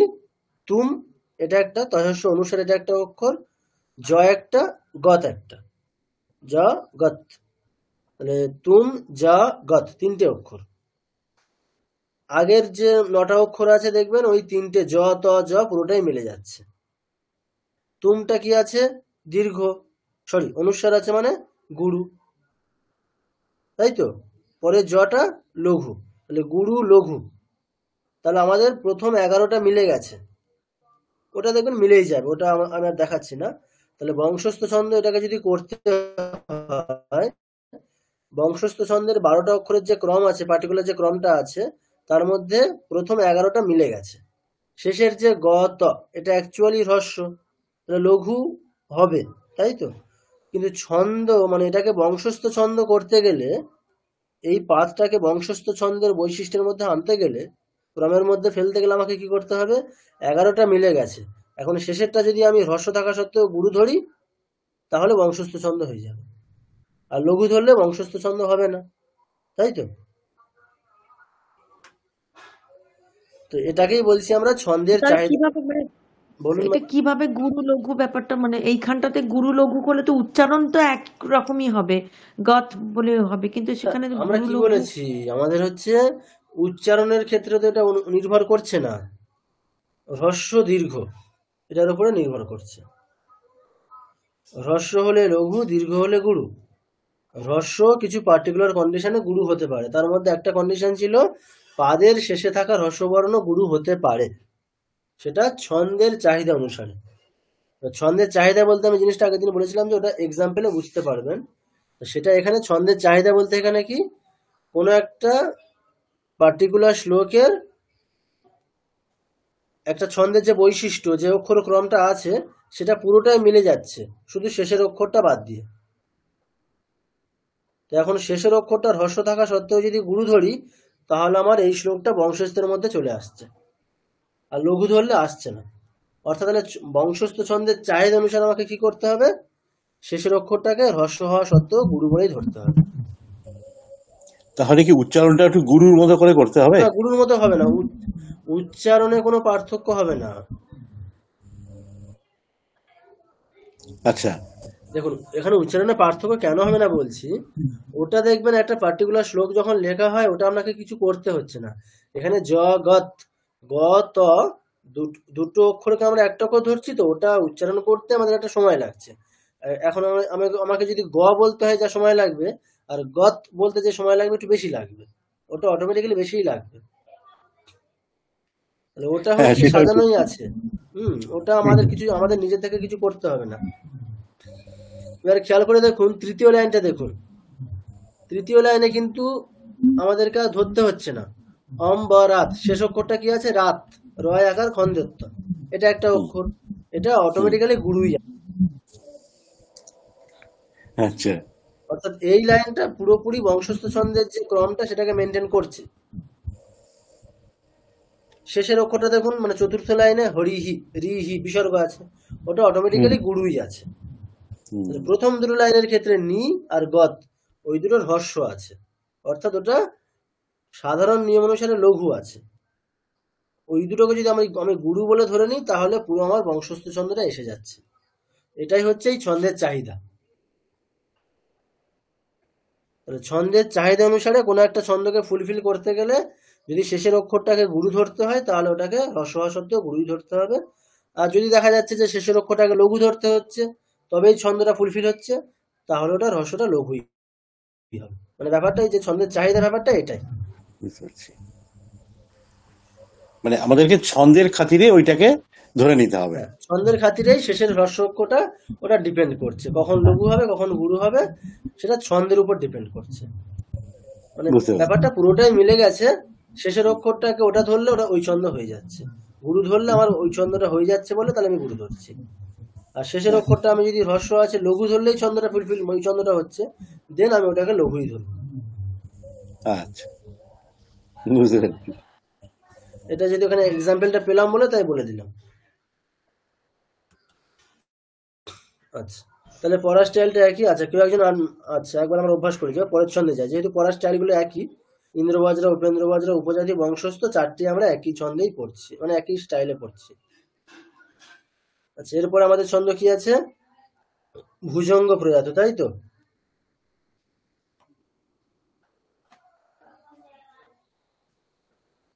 ভুজঙ্গ প্রয়াত ছন্দের শ্লোক আমরা মানে পড়তে জানি, যেহেতু আমরা ভবান্যাষ্টকম নির্বাণ ষটকম দুটোই পড়েছি, তাই তো?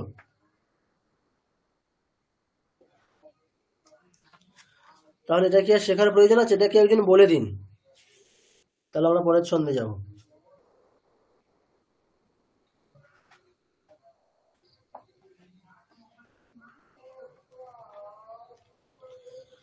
এনিওয়ান, কেউ একজন শ্লোকটা বলুন, আমরা জানি তো এটা। আচ্ছা, স্যার পড়বো না? বলুন।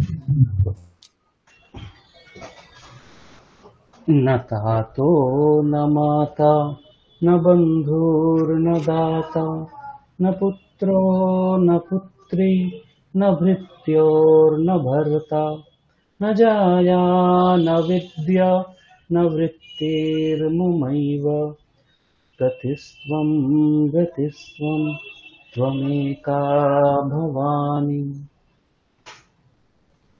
আচ্ছা, এবারে আমাদের শ্রী দুর্গাস্তব রাজা মানে নমস্তে শরণ্যে শিবে শানুকম্পে, এগুলো এই সমস্ত শ্লোকগুলো দুর্গাস্তব রাজের যে শ্লোকগুলো আছে সেগুলো মানে ভুজঙ্গ প্রয়াত ছন্দেই আছে, তাহলে ওটা আমরা এই সুরে পড়তে পারি।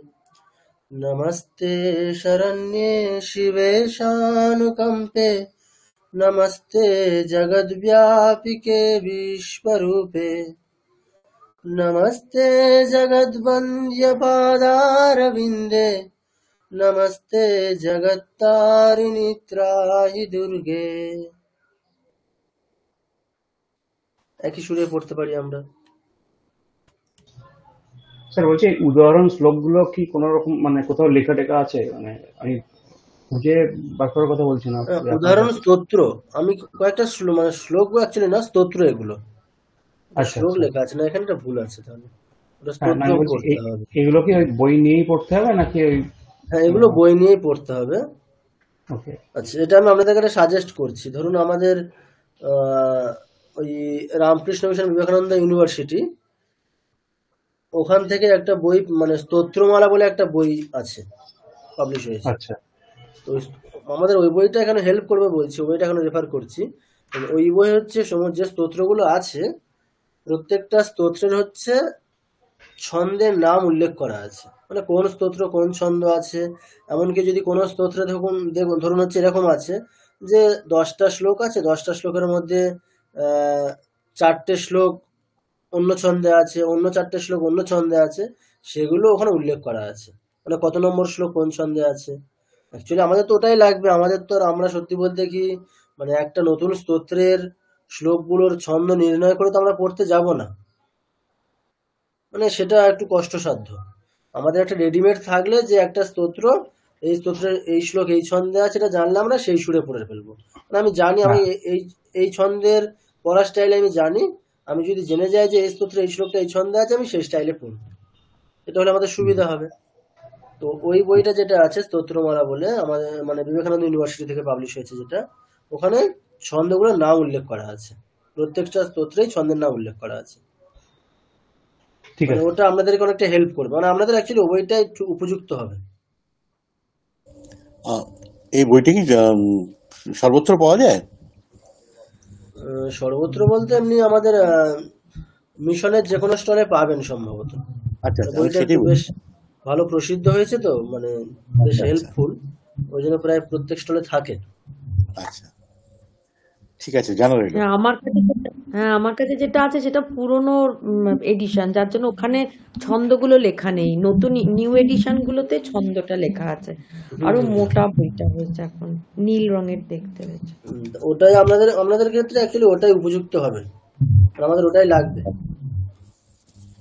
আচ্ছা আচ্ছা, আমার কাছে স্তব কুসুমাঞ্জলি বইটি আছে, কিন্তু আর ওখানে ছন্দ নেই। ওখানে ছন্দের উল্লেখ নেই।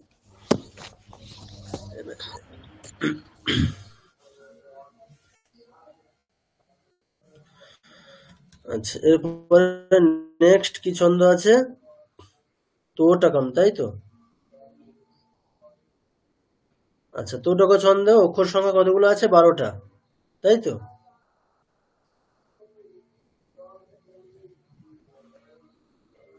আচ্ছা, তোটক ছন্দ আমরা অ্যাকচুয়ালি আমাদের মিশনের মানে যে রাত্রি ভজন যেটা আছে আমাদের ভবসাগরা, ওই সুরেই পড়বো, ওই সুরেই তোটক ছন্দটা যায় ঠিকঠাক।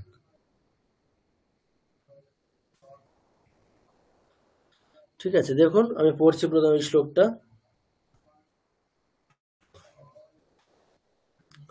শরণাগত মাতুরমাধিজিতম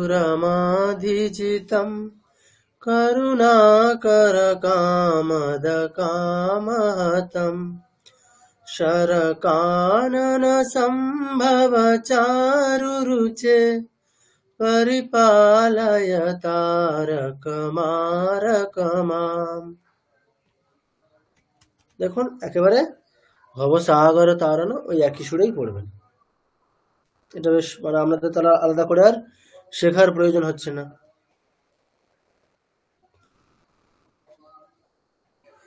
সারদা দেবীর স্তোত্র যেটা আছে প্রকৃতিম পরমাম, এই টোটক ছন্দেই আছে, মানে এই সুরে আপনারা পড়তে পারেন।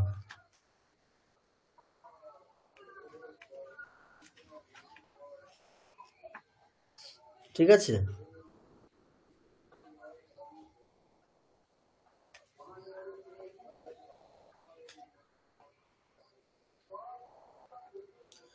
যেহেতু আমরা অন্য একটা সুরে পড়ে অভ্যস্ত, তো শুনতে একটু কিরকম লাগবে প্রথমে, কিন্তু যেহেতু টোটক ছন্দে আছে এই সুরে পড়তে পারেন, কোনো অসুবিধা নেই। দেখুন, প্রকৃতিম পরমামভয়াম বরদাম নররূপধরাম জনতাপহরাম শরণাগত সেবকতোষকরিম প্রণমামি পরাম জননীম জগতাম।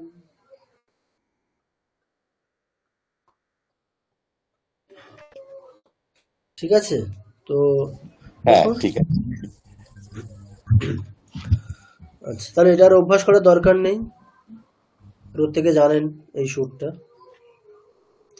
আচ্ছা, আপনারা নিজেরা কেউ একজন বলুন, দুই একজন একটু নিজেরা চেষ্টা করুন, তারপরের ছন্দে যাচ্ছি আমরা। আহ, এই স্তোত্রটি চেষ্টা করবো দু একটা লাইন। হ্যাঁ হ্যাঁ, বলুন। আচ্ছা, আমি ওই দ্বিতীয় শ্লোকটি পড়ছি।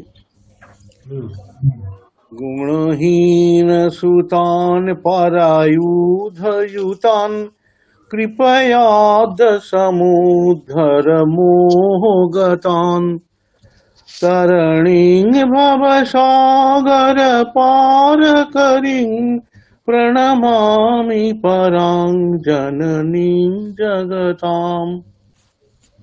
দেখছেন, তাহলে টোটক ছন্দে যেহেতু আছে, টোটক ছন্দের যে কোনো শ্লোক আমরা এই সুরে পড়তে পারি। আমাদের দেখুন ওখানে উদাহরণ স্তোত্রে আছে একটা প্রসিদ্ধ মধুর অষ্টকম, ওটা এই ছন্দেই আছে, টোটক ছন্দে। ঠিক আছে, তা ওটা মানে অন্য সুরে আমরা শুনে অভ্যস্ত, কিন্তু টোটক ছন্দের যে সুরটা সেই সুরেও পড়া যায়। যেমন দেখুন, মানে প্রথম শ্লোকটা আমরা অন্য সুরে যেহেতু পড়ে মানে শুনে অভ্যস্ত, তো প্রথম একটু শুনতে কিরকম লাগবে একটা মধুর অষ্টকম যদি প্রথম শ্লোকটা আমরা পড়ি। অধরম মধুরম বদনম মধুরম নয়নম মধুরম হসিতম মধুরম হৃদয়ম মধুরম গমনম মধুরম মধুরাধিপতেরখিলম মধুরম।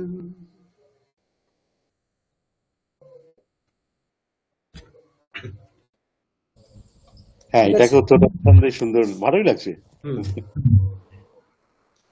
ত্রুপ ছন্দে আছে।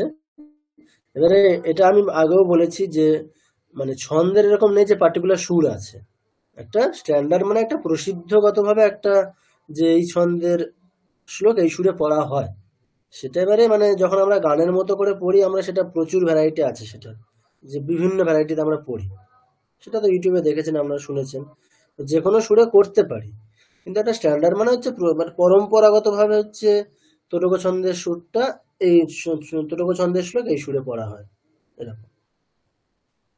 মানে সুরটা একই থাকে, গায়কিটা একটু অন্যরকম হয়। মানে এবারে এই গানের সুরে পড়লে আপনি যে কোনো অন্য সুরে চেঞ্জ করতে পারেন, ওই জন্য যে ছন্দ এই ছন্দে এই সুরেই পড়তে হবে এমনটা না, মানে এই ছন্দের এটাই সুর, ঠিক এরকম না, এটা হচ্ছে প্রসিদ্ধ একটা মানে একটা কি বলবো পরম্পরাগত ভাবে এই ছন্দের মানে শ্লোক এইভাবে সুরে পড়া হয়। এবার সেটা অন্য স্টাইলে অন্য সুরে পড়া হয় না এমনটা না, হতে পারে, হয়ও, হবে। ঠিক আছে।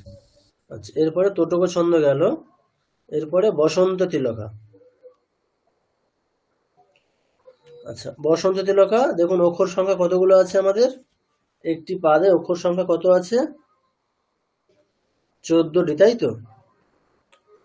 আমি আর মানে লক্ষণ নিয়ে বলছি না, লক্ষণ আপনারা এখান থেকে দেখে নিন। এবার নিজেরা এটা মানে বুঝে গেছেন, লক্ষণ বলতে অ্যাকচুয়ালি ক্রম, এবারে সেটা কিভাবে কি হচ্ছে আপনারা জানেন, সেটা আশা করি সেটা প্রত্যেকে বুঝে গেছেন। কিরকম? তগণ, ভগণ, জগন, জগন, তারপরে দুটো গুরু বর্ণ, মানে 4টে গণ, 12টা বর্ণ, তারপরে দুটো গুরু, 14টা। একটি পাদে 14টা অক্ষর যদি এই ক্রমে থাকে তাহলে বসন্ত তিলকা ছন্দ। আচ্ছা, বসন্ত তিলকা ছন্দ পড়ার স্টাইল কিরকম, সুরটা কিরকম দেখুন। মাতা সমস্ত জগতাম পরমস্য পুংসঃ শক্তি স্বরূপিণী শিবে করুণার্দ্র চিত্তে লোকস্য শোকশমনায় কৃতাবতারে শ্রী শারদেস্তু শিবদে তব সুপ্রভাতম। দেখুন উদাহরণ স্তোত্র কি বসন্ত তিলকা ছন্দে আছে, এরকম স্তোত্র হচ্ছে অম্বা স্তোত্র, শ্রী রামকৃষ্ণ স্তোত্র, শ্রী বিবেকানন্দ সুপ্রভাতম।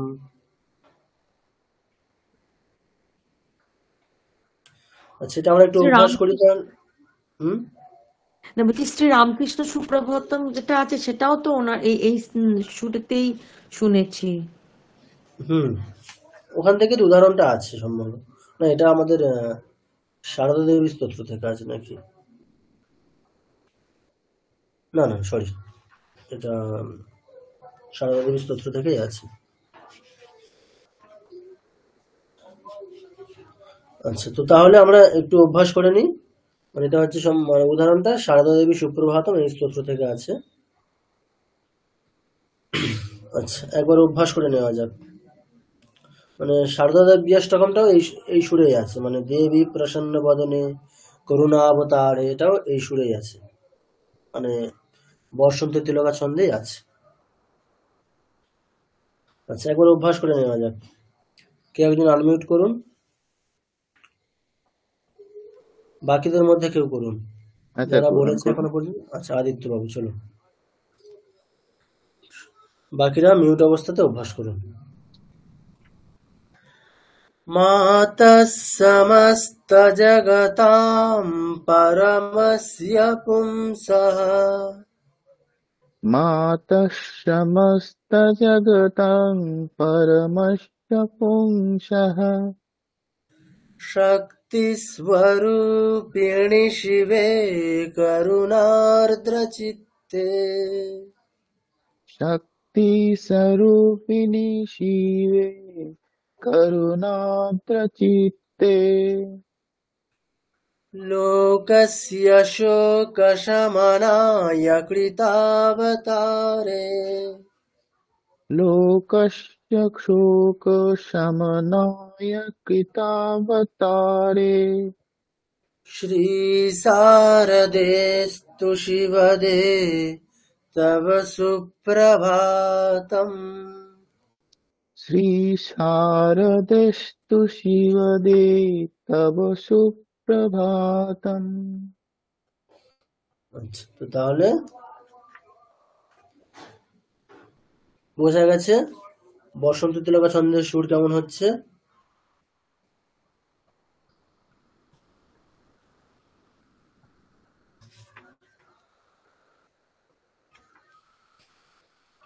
আচ্ছা, সেরকমই ধরুন শ্রী রামকৃষ্ণ স্তোত্র যেটা আছে প্রাতঃস্মরণ স্তোত্র, একই রকমই।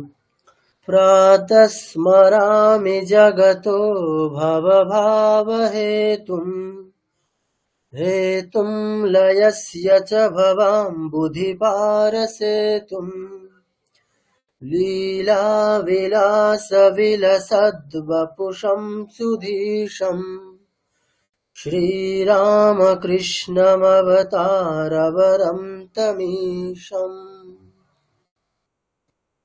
দেখুন, তাহলে আপনারা যদি বসন্ত তিলকা ছন্দের একটা শ্লোক খুব সুন্দরভাবে পড়তে পারেন তাহলে কতগুলো স্তোত্র শিখে গেছেন, তাই না? তো ওই জন্য আমরা যে কোনো ছন্দের যদি একটা করে শ্লোক খুব ভালো করে পড়া শিখে যাই তাহলে সেই স্টাইলটাকে অ্যাপ্লাই করে আমরা সেই ছন্দের যে কোনো শ্লোককে, মানে যে কোনো স্তোত্র আমরা নিজেরাই পড়তে পারবো। নিজেরা একটু প্র্যাকটিস করে নিয়ে শব্দগুলো দেখে নিয়ে নিজেরাই পড়ে ফেলতে পারবো। হ্যাঁ, আপনি একটু মানে একটু রেকর্ড গুলো পাঠিয়ে দেবেন একটু, প্রত্যেকটা সুর, নাহলে সব গুলিয়ে যাচ্ছে, মানে একসাথে এতগুলো সুর ঠিক আছে, আমি পাঠিয়ে দেবো। তাহলে দেখছেন, তাহলে আমাদের কিন্তু এটা শিখলে প্রায় বলতে পারেন যে আমাদের প্রায় সমস্ত স্তোত্র আমরা নিজেরা পড়তে পারি, যদি একটা করে শ্লোক ভালো করে পড়া শেখেন। কারণ সেই স্টাইলটাকে অ্যাপ্লাই করবেন। আর যখনই দেখবেন যে ওই সুরটা গুলিয়ে যাচ্ছে, যে শ্লোকটা শিখেছেন সেই শ্লোকটা একবার মানে সেই শ্লোকটা থেকে শুরু করবেন। মানে কোনো স্তোত্র ধরুন এখন বসন্তী তিলকা ছন্দে আছে, আপনি বসন্তী তিলকা ছন্দের সেই স্তোত্রটা প্রথম শ্লোক থেকে ঠিক ম্যাচ করতে পারছেন না, দেন কি করবেন, যে শ্লোকটা শিখেছেন ওই শ্লোকটা বলে ওটাই ভাববেন যে ফার্স্ট শ্লোক, ওটা বলে নিয়ে পরের শ্লোকগুলো বলতে শুরু করবেন। দেখবেন অটোমেটিক্যালি হয়ে যাচ্ছে, আলাদা করে কোনো একটা কি প্রেশার পড়ছে না।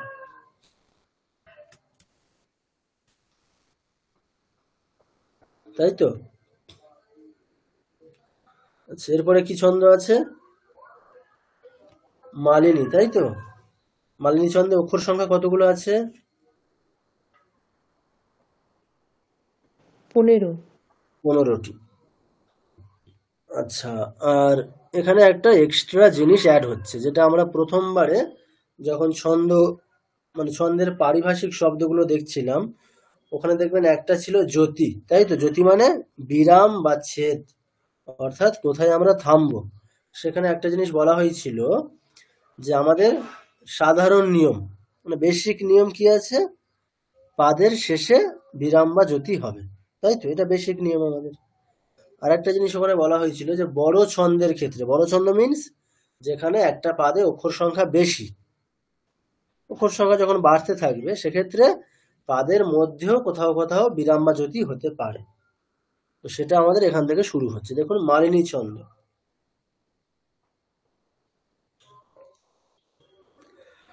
মালিনী ছন্দের ক্ষেত্রে অক্ষর সংখ্যা 15টা, বিরাম কোথায় কোথায় হবে? তাহলে 15টা অক্ষরের মধ্যে হচ্ছে 8 নম্বর অক্ষরে গিয়ে ফার্স্ট বিরাম, তারপরে পাদের শেষে। তাহলে একটি করে পাদে দুবার করে বিরাম, একটা পাদের শেষে আর একটা পাদের মাঝে অষ্টম অক্ষরে গিয়ে। ঠিক আছে, দেখুন এখানে ওই মানে লক্ষণের মধ্যে সেটা বলে দেওয়া আছে, মানে কোথায় বিরাম হবে সেটা লক্ষণের মধ্যে বলে দেওয়া আছে। দেখুন ন ন ময় ইউতেয়ম মালিনী ভোগী লোকৈহি।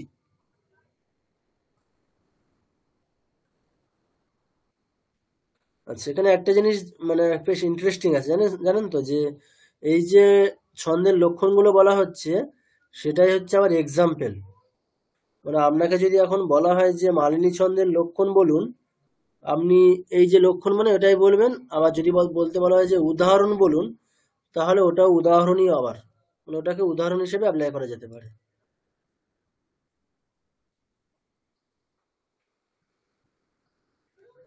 মানে ওই যে ছন্দের লক্ষণ ঠিক যেভাবে লেখা হয়েছে, অ্যাকচুয়াল যেটা ছন্দের লক্ষণ সেটা ওই উদাহরণের ক্ষেত্রেও অ্যাপ্লিকেবল। মানে ন ন ম য় এই যে গণের যে ক্রমটা আছে, এই ক্রমটা যদি আমরা ওই লক্ষণে গিয়ে দেখি যে মিলছে কিনা, ওই লক্ষণটা ওদের লক্ষণ বাক্যে দেখবেন যে এই ক্রমেই লেখা আছে, প্রত্যেকটা ছন্দের ক্ষেত্রেই তাই। এটা একটা বেশ ইন্টারেস্টিং, মানে যেটাই লক্ষণ সেটাই উদাহরণ। ঠিক আছে, ওই জন্য দেখুন আমি যদি মানে এটা আমি প্রুফ দিচ্ছি, আপনারা যদি খাতায় করে চেক করে দেখেন তো দেখবেন, অসুবিধা নেই। বসন্তী তিলকা ছন্দের আমি শ্লোকটা ঠিক যেভাবে পড়লাম, আমি কি বলেছি যে ওই সুরটাকে যদি আমি অ্যাপ্লাই করতে পারি তাহলে বুঝতে হবে যে ওই সুরে ওই ছন্দটা আছে, মানে ওই শ্লোকটা ওই ছন্দেই আছে। ধরুন আমি এই সুরটা যেটা করেছি, মাতা সমস্ত জগতাম পরমস্য পুংসঃ, লক্ষণ বাক্য দেখুন, উক্তা বসন্ত তিলকা ভজা জগৌগা, মানে ওটাই এক্সাম্পল, ওটাই লক্ষণ। এটা একটা বেশ ইউনিক, তাই না? হ্যাঁ, এটা খুব মজার জিনিস। আচ্ছা, তো তাহলে তারপরে দেখুন, তাহলে আমরা কি দেখছিলাম, মালিনী। আচ্ছা, এবার এই যে জ্যোতি বা বিরাম কোথায় নিতে হবে, সেটা যেহেতু বেসিক নিয়ম হচ্ছে পাদের শেষে, তাই জন্য আগেরগুলোতে আর লেখা হয়নি, কোথাও কোথাও লেখেনি যে পাদের শেষে নিতে হবে। ওটা ওই ছন্দের যখন পারিভাষিক শব্দ পড়বেন বা ভূমিকা যখন পড়বেন তখন ওটা বলেই দেওয়া থাকে যে পাদের শেষে বিরাম নিতে হবে। তাহলে ওটা আলাদা করে আর লক্ষণ বাক্যে বলার দরকার নেই। তো যেখানে মানে একটা স্পেসিফিক আছে, মানে কি রকম, যে পাদের মধ্যে কোথাও নিতে হবে, সেখানে কিন্তু লক্ষণ বাক্যেই লেখা থাকবে। এখানে যেমন লেখা আছে দেখুন, না না মাইয়া ইউতেয়ম মালিনী ভোগী লোকৈহি। মানে আগে এই যে এগুলো লেখার যে স্টাইল, সেগুলো কিরকম দেখবেন, আগের যেরকম এই ধাঁধা লেখার স্টাইল ছিল, আমরা যেরকম সংকেত লিখে রাখতাম, মানে সংখ্যাকে সংকেতের দ্বারা ব্যবহার করা হতো সংকেত শব্দ দিয়ে, সেরকম এখানে ভোগ বলতে সংখ্যা 8কে বোঝাবে, লোক বলতে সংখ্যা 7কে বোঝাবে। মানে এই ছন্দের যে লক্ষণগুলো বলা হয়েছে, যেখানে যেখানে বিরাম বা জ্যোতির ব্যাপার আছে, সেখানে এই যে সংখ্যা, মানে কত নম্বর অক্ষরে বা কত নম্বর সংখ্যার অক্ষরে গিয়ে আমি বিরাম বা জ্যোতি নেব, সেই সংখ্যাকে বলার জন্য এখানে ওই সাংকেতিক শব্দের ব্যবহার করা হয়েছে। পরে যেখানে যেখানে দেখবেন এরকমই পাবেন, মানে ডাইরেক্ট সংখ্যা শব্দের ব্যবহার করা হয়নি, মানে সংখ্যার ব্যবহারটা ডাইরেক্ট সংখ্যা শব্দ দিয়ে বলা হয়নি, ওটা এইভাবে একটা সাংকেতিক শব্দ দিয়েই করা হয়েছে।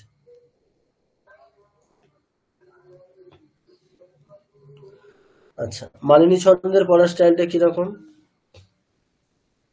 তাহলে বিরাম নেব কোথায়, পাদের শেষে তো হবে, আর পাদের মধ্যে কোথায়, 8 নাম্বার অক্ষরে গিয়ে, তাই তো। তাহলে 8 নাম্বার অক্ষর আমাদের কোথায়, নখলু 3, নখলু 3 6 বানাহ 8, তাহলে বানাহ ওখানে ফার্স্ট বিরাম, তারপরে পাদের শেষে দেখুন,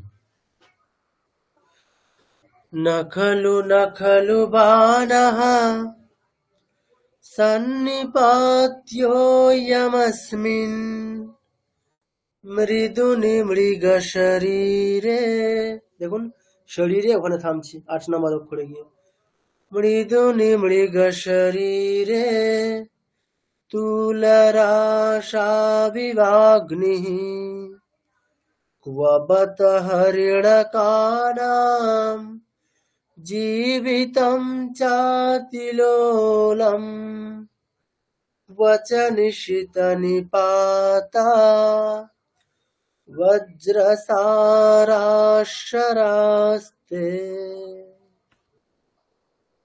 দেখুন এই ছন্দে কি কি আছে, মানে মালিনী ছন্দে কি আছে আমাদের, শ্রী রামকৃষ্ণ ধ্যানম আর শ্রী রামকৃষ্ণ অবতার স্তোত্র। আচ্ছা স্যার, একটা কথা বলছি, এখানে থামাটা তো ওই একই হলো, মানে ওই পাদের শেষেই তো, মানে বানার শেষে থামা হলো, আবার ওখানে পাদের শেষে মানে কি বলবো, একটা হ্যাঁ, পাদের মধ্যে, এখানে তো একটা করে লাইন, একটা করে পাদ, মানে পাদের শেষে থামছি, আর পাদের মধ্যে কোথায়, নখলু নখলু বানাহ 8 নম্বর হ্যাঁ অক্ষরে। বানানা, হ্যাঁ হ্যাঁ, মানে দ্বিতীয় লাইনে এটা তো এর আগে মানে ওই যেটা ওই আপনার ওই ছন্দ, ওই যেটাকে বলে অনুষ্টুপ ছন্দ, এই অনুষ্টুপ জাতি মানে ওই 12 মাত্রার যে, সেখানেও তো এভাবেই তো আমরা থেমে থেমে করেছি এক একটা পাদের। ওটা হ্যাঁ, ওটা তো আমাদের কি কমন নিয়ম হচ্ছে পাদের শেষে থামা, ওখানে তো আমরা একটা করে পাদের শেষেই থেমে গেছি, এতক্ষণ হ্যাঁ পর্যন্ত তাই চলছিল। হ্যাঁ পাদের মধ্যে এখানে আমরা কোথাও এখনো পর্যন্ত থামিনি। ও এটা যেহেতু কত এটার মাত্রা কত আছে? একটা পাদে অক্ষর সংখ্যা 15টা। ও আচ্ছা আচ্ছা, মানে টোটাল একটা লাইনটাই হচ্ছে একটা পাদ। একটা লাইনটা একটা পাদ, মানে একটা শ্লোকে 4টেই পাদ, 4টে লাইন মানে 4টে পাদ। মানে এটা আসলে মানে অনুষ্টুপ ছন্দে যেহেতু অক্ষর সংখ্যাটা কম, তাই জন্য ওখানে একটা করে পাদ একটা করে লাইনে লেখা হয় না, ওই দুটো পাদ মিলিয়ে একটা লাইন লেখা হয়।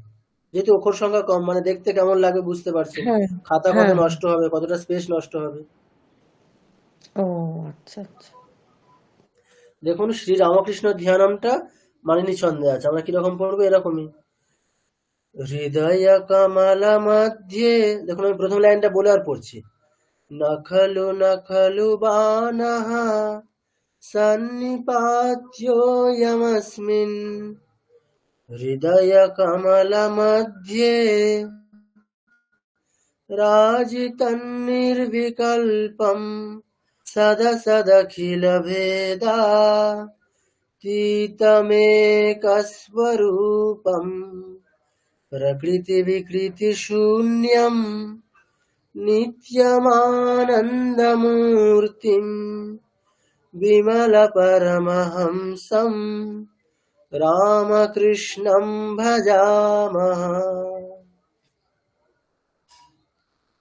দেখুন মালিনী ছন্দের শ্লোক পড়া শিখে গেলে আপনি শ্রী রামকৃষ্ণ ধ্যানম শিখে গেছেন,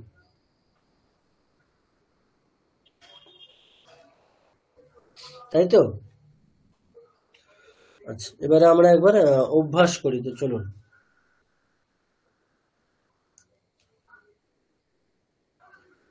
আচ্ছা, কেউ একজন আনমিউট করুন, মালিনী ছন্দের শ্লোকটা আমরা একবার অভ্যাস করব।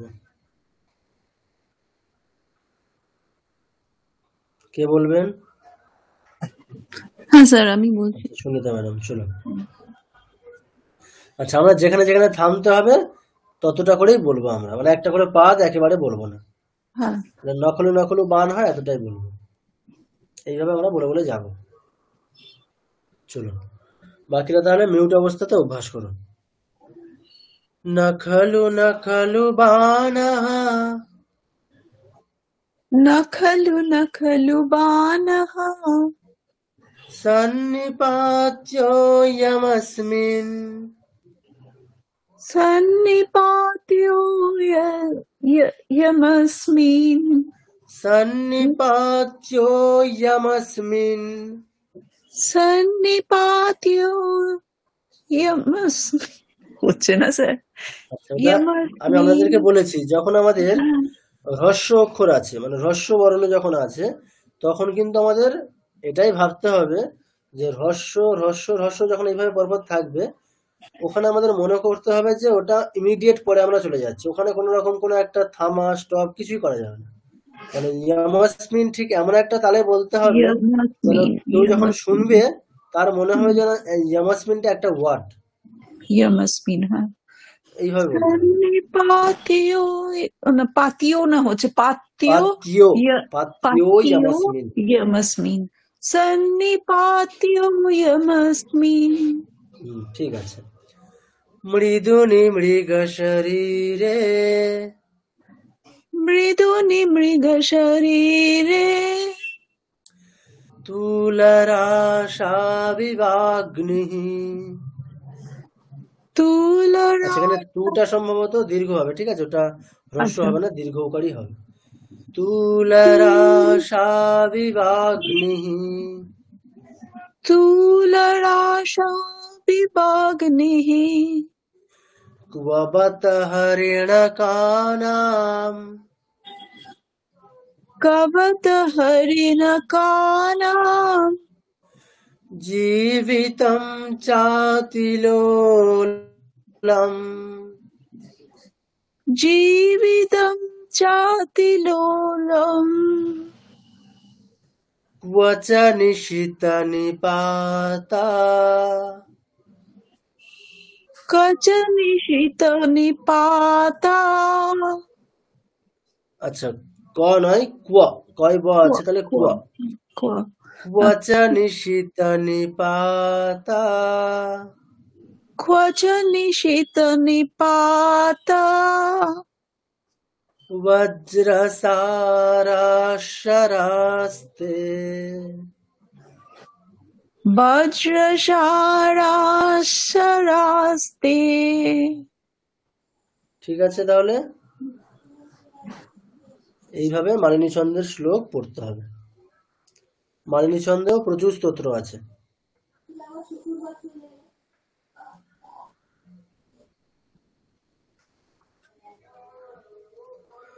আচ্ছা, আজকে এই পর্যন্তই থাকবে, ঠিক আছে। অনেকগুলো নতুন নতুন সুর হয়েছে, তো বাকি অংশগুলো, বাকি যে এগুলো আছে পরের ক্লাসে হবে, আরো কয়েকটা আছে। তাহলে আপনাদের কাজ কি হবে, মানে আপনাদের কাছে ওই বইটা থাকলে ভালো হয়, প্রত্যেকে যদি ওই বইটা কোনোভাবে কালেক্ট করতে পারেন, তাহলে আপনাদের এই মুহূর্তে যেহেতু শিখছেন, তো তাহলে একটা করে এরকম ছন্দের শ্লোক শিখছেন, এবং ওই ছন্দে অন্যান্য যত স্তোত্র আছে দু একটা করে স্তোত্র নিজেরাই অভ্যাস করছেন। এটা করলে মানে শেখাটা খুব দ্রুত হবে এবং আরো বেশ সুন্দর হবে, তাড়াতাড়ি হয়ে যাবে, এবং আমাদের একটা অভ্যাসও থাকবে। মানে একটা করে শ্লোক শিখলে কি হবে হয়তো ভুলে যাবেন, কিন্তু নিজেরা যদি একটা নতুন নতুন শ্লোকে ওই সুরটাকে অ্যাপ্লাই করেন তাহলে আরো বেশি অ্যাপ্রোপ্রিয়েট হবে জিনিসটা। স্যার বইয়ের নামটা আরেকবার বলে দেবেন। স্তোত্রমালা, আর এটা হচ্ছে মানে পাবলিশ হয়েছে আমাদের এই Ramakrishna mission Vivekananda university.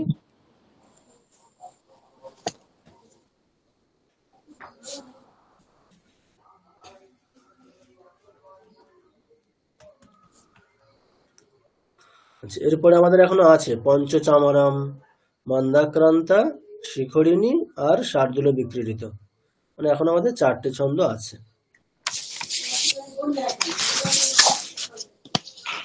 Sir আপনি তাহলে ওই ছন্দের সুরগুলো একটুখানি তাহলে আজকালের মধ্যে একটু পাঠিয়ে দেবেন। আচ্ছা আচ্ছা, আমি পাঠিয়ে দেবো।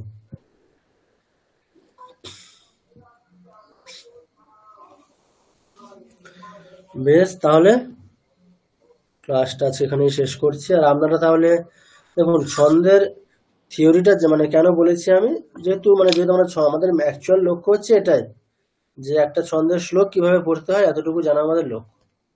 তো সেটা শিখতে গিয়ে যদি ছন্দ বিষয়টা এসছে তো তার সামান্য একটা মানে কি বলবো একটা দিক দর্শন মাত্র হয়েছে, যে কিছু সামান্য বেসিক আমরা জেনেছি কিভাবে ছন্দটা এখানে হয় ইত্যাদি বিষয়টা, ওটা আমাদের বিগত ক্লাসে আমরা ওই জন্য জেনেছি। আচ্ছা, এরপর আর একটা কাজ, গীতা আমাদের প্রথম অধ্যায়ের 20 নম্বর শ্লোক পর্যন্ত হয়েছিল, তাই তো 20টা হয়েছিল। এবার বাকি পুরোটাই মানে 21 থেকে প্রথম অধ্যায়ের পুরোটা 21 থেকে সম্ভবত 46, তাহলে বাকি যতগুলো শ্লোক আছে 26টা সম্ভবত আমি সবগুলোই রেকর্ডিং পাঠিয়ে দেবো। তাহলে ওখান থেকে আমাদেরকে হোম টাস্ক দেওয়া হবে, আর এই যে যতগুলো ছন্দ আমাদের হয়েছে এখান থেকে সবগুলো প্র্যাকটিস করবেন। এখান থেকে আমি 2-1টা ছন্দের শ্লোক মানে হোম টাস্ক হিসাবে বলতে মানে ওই রেকর্ডিং করে পাঠাবেন, এবং সেটা এই শ্লোক না, আমি নতুন শ্লোক দেব, মানে ওই ছন্দের নতুন শ্লোক আমি উল্লেখ করে দেব, আপনারা সেই শ্লোকগুলোই রেকর্ডিং করে পাঠাবেন। আর গীতার ওই 26টা শ্লোক থেকে আমি কয়েকটা হোম টাস্ক দেব। ঠিক আছে। ঠিক আছে, আচ্ছা বেশ, ঠিক আছে, তাহলে ক্লাসটা এখানে শেষ করছি আজকে। চলো, ওম শান্তি শান্তি শান্তি, হরি ওম তৎসৎ, শ্রীরামকৃষ্ণার্পণমস্তু। বেশ, শুভরাত্রি সবাইকে, সবাই শুভরাত্রি ভালো স্যার। থাকবেন। ভালো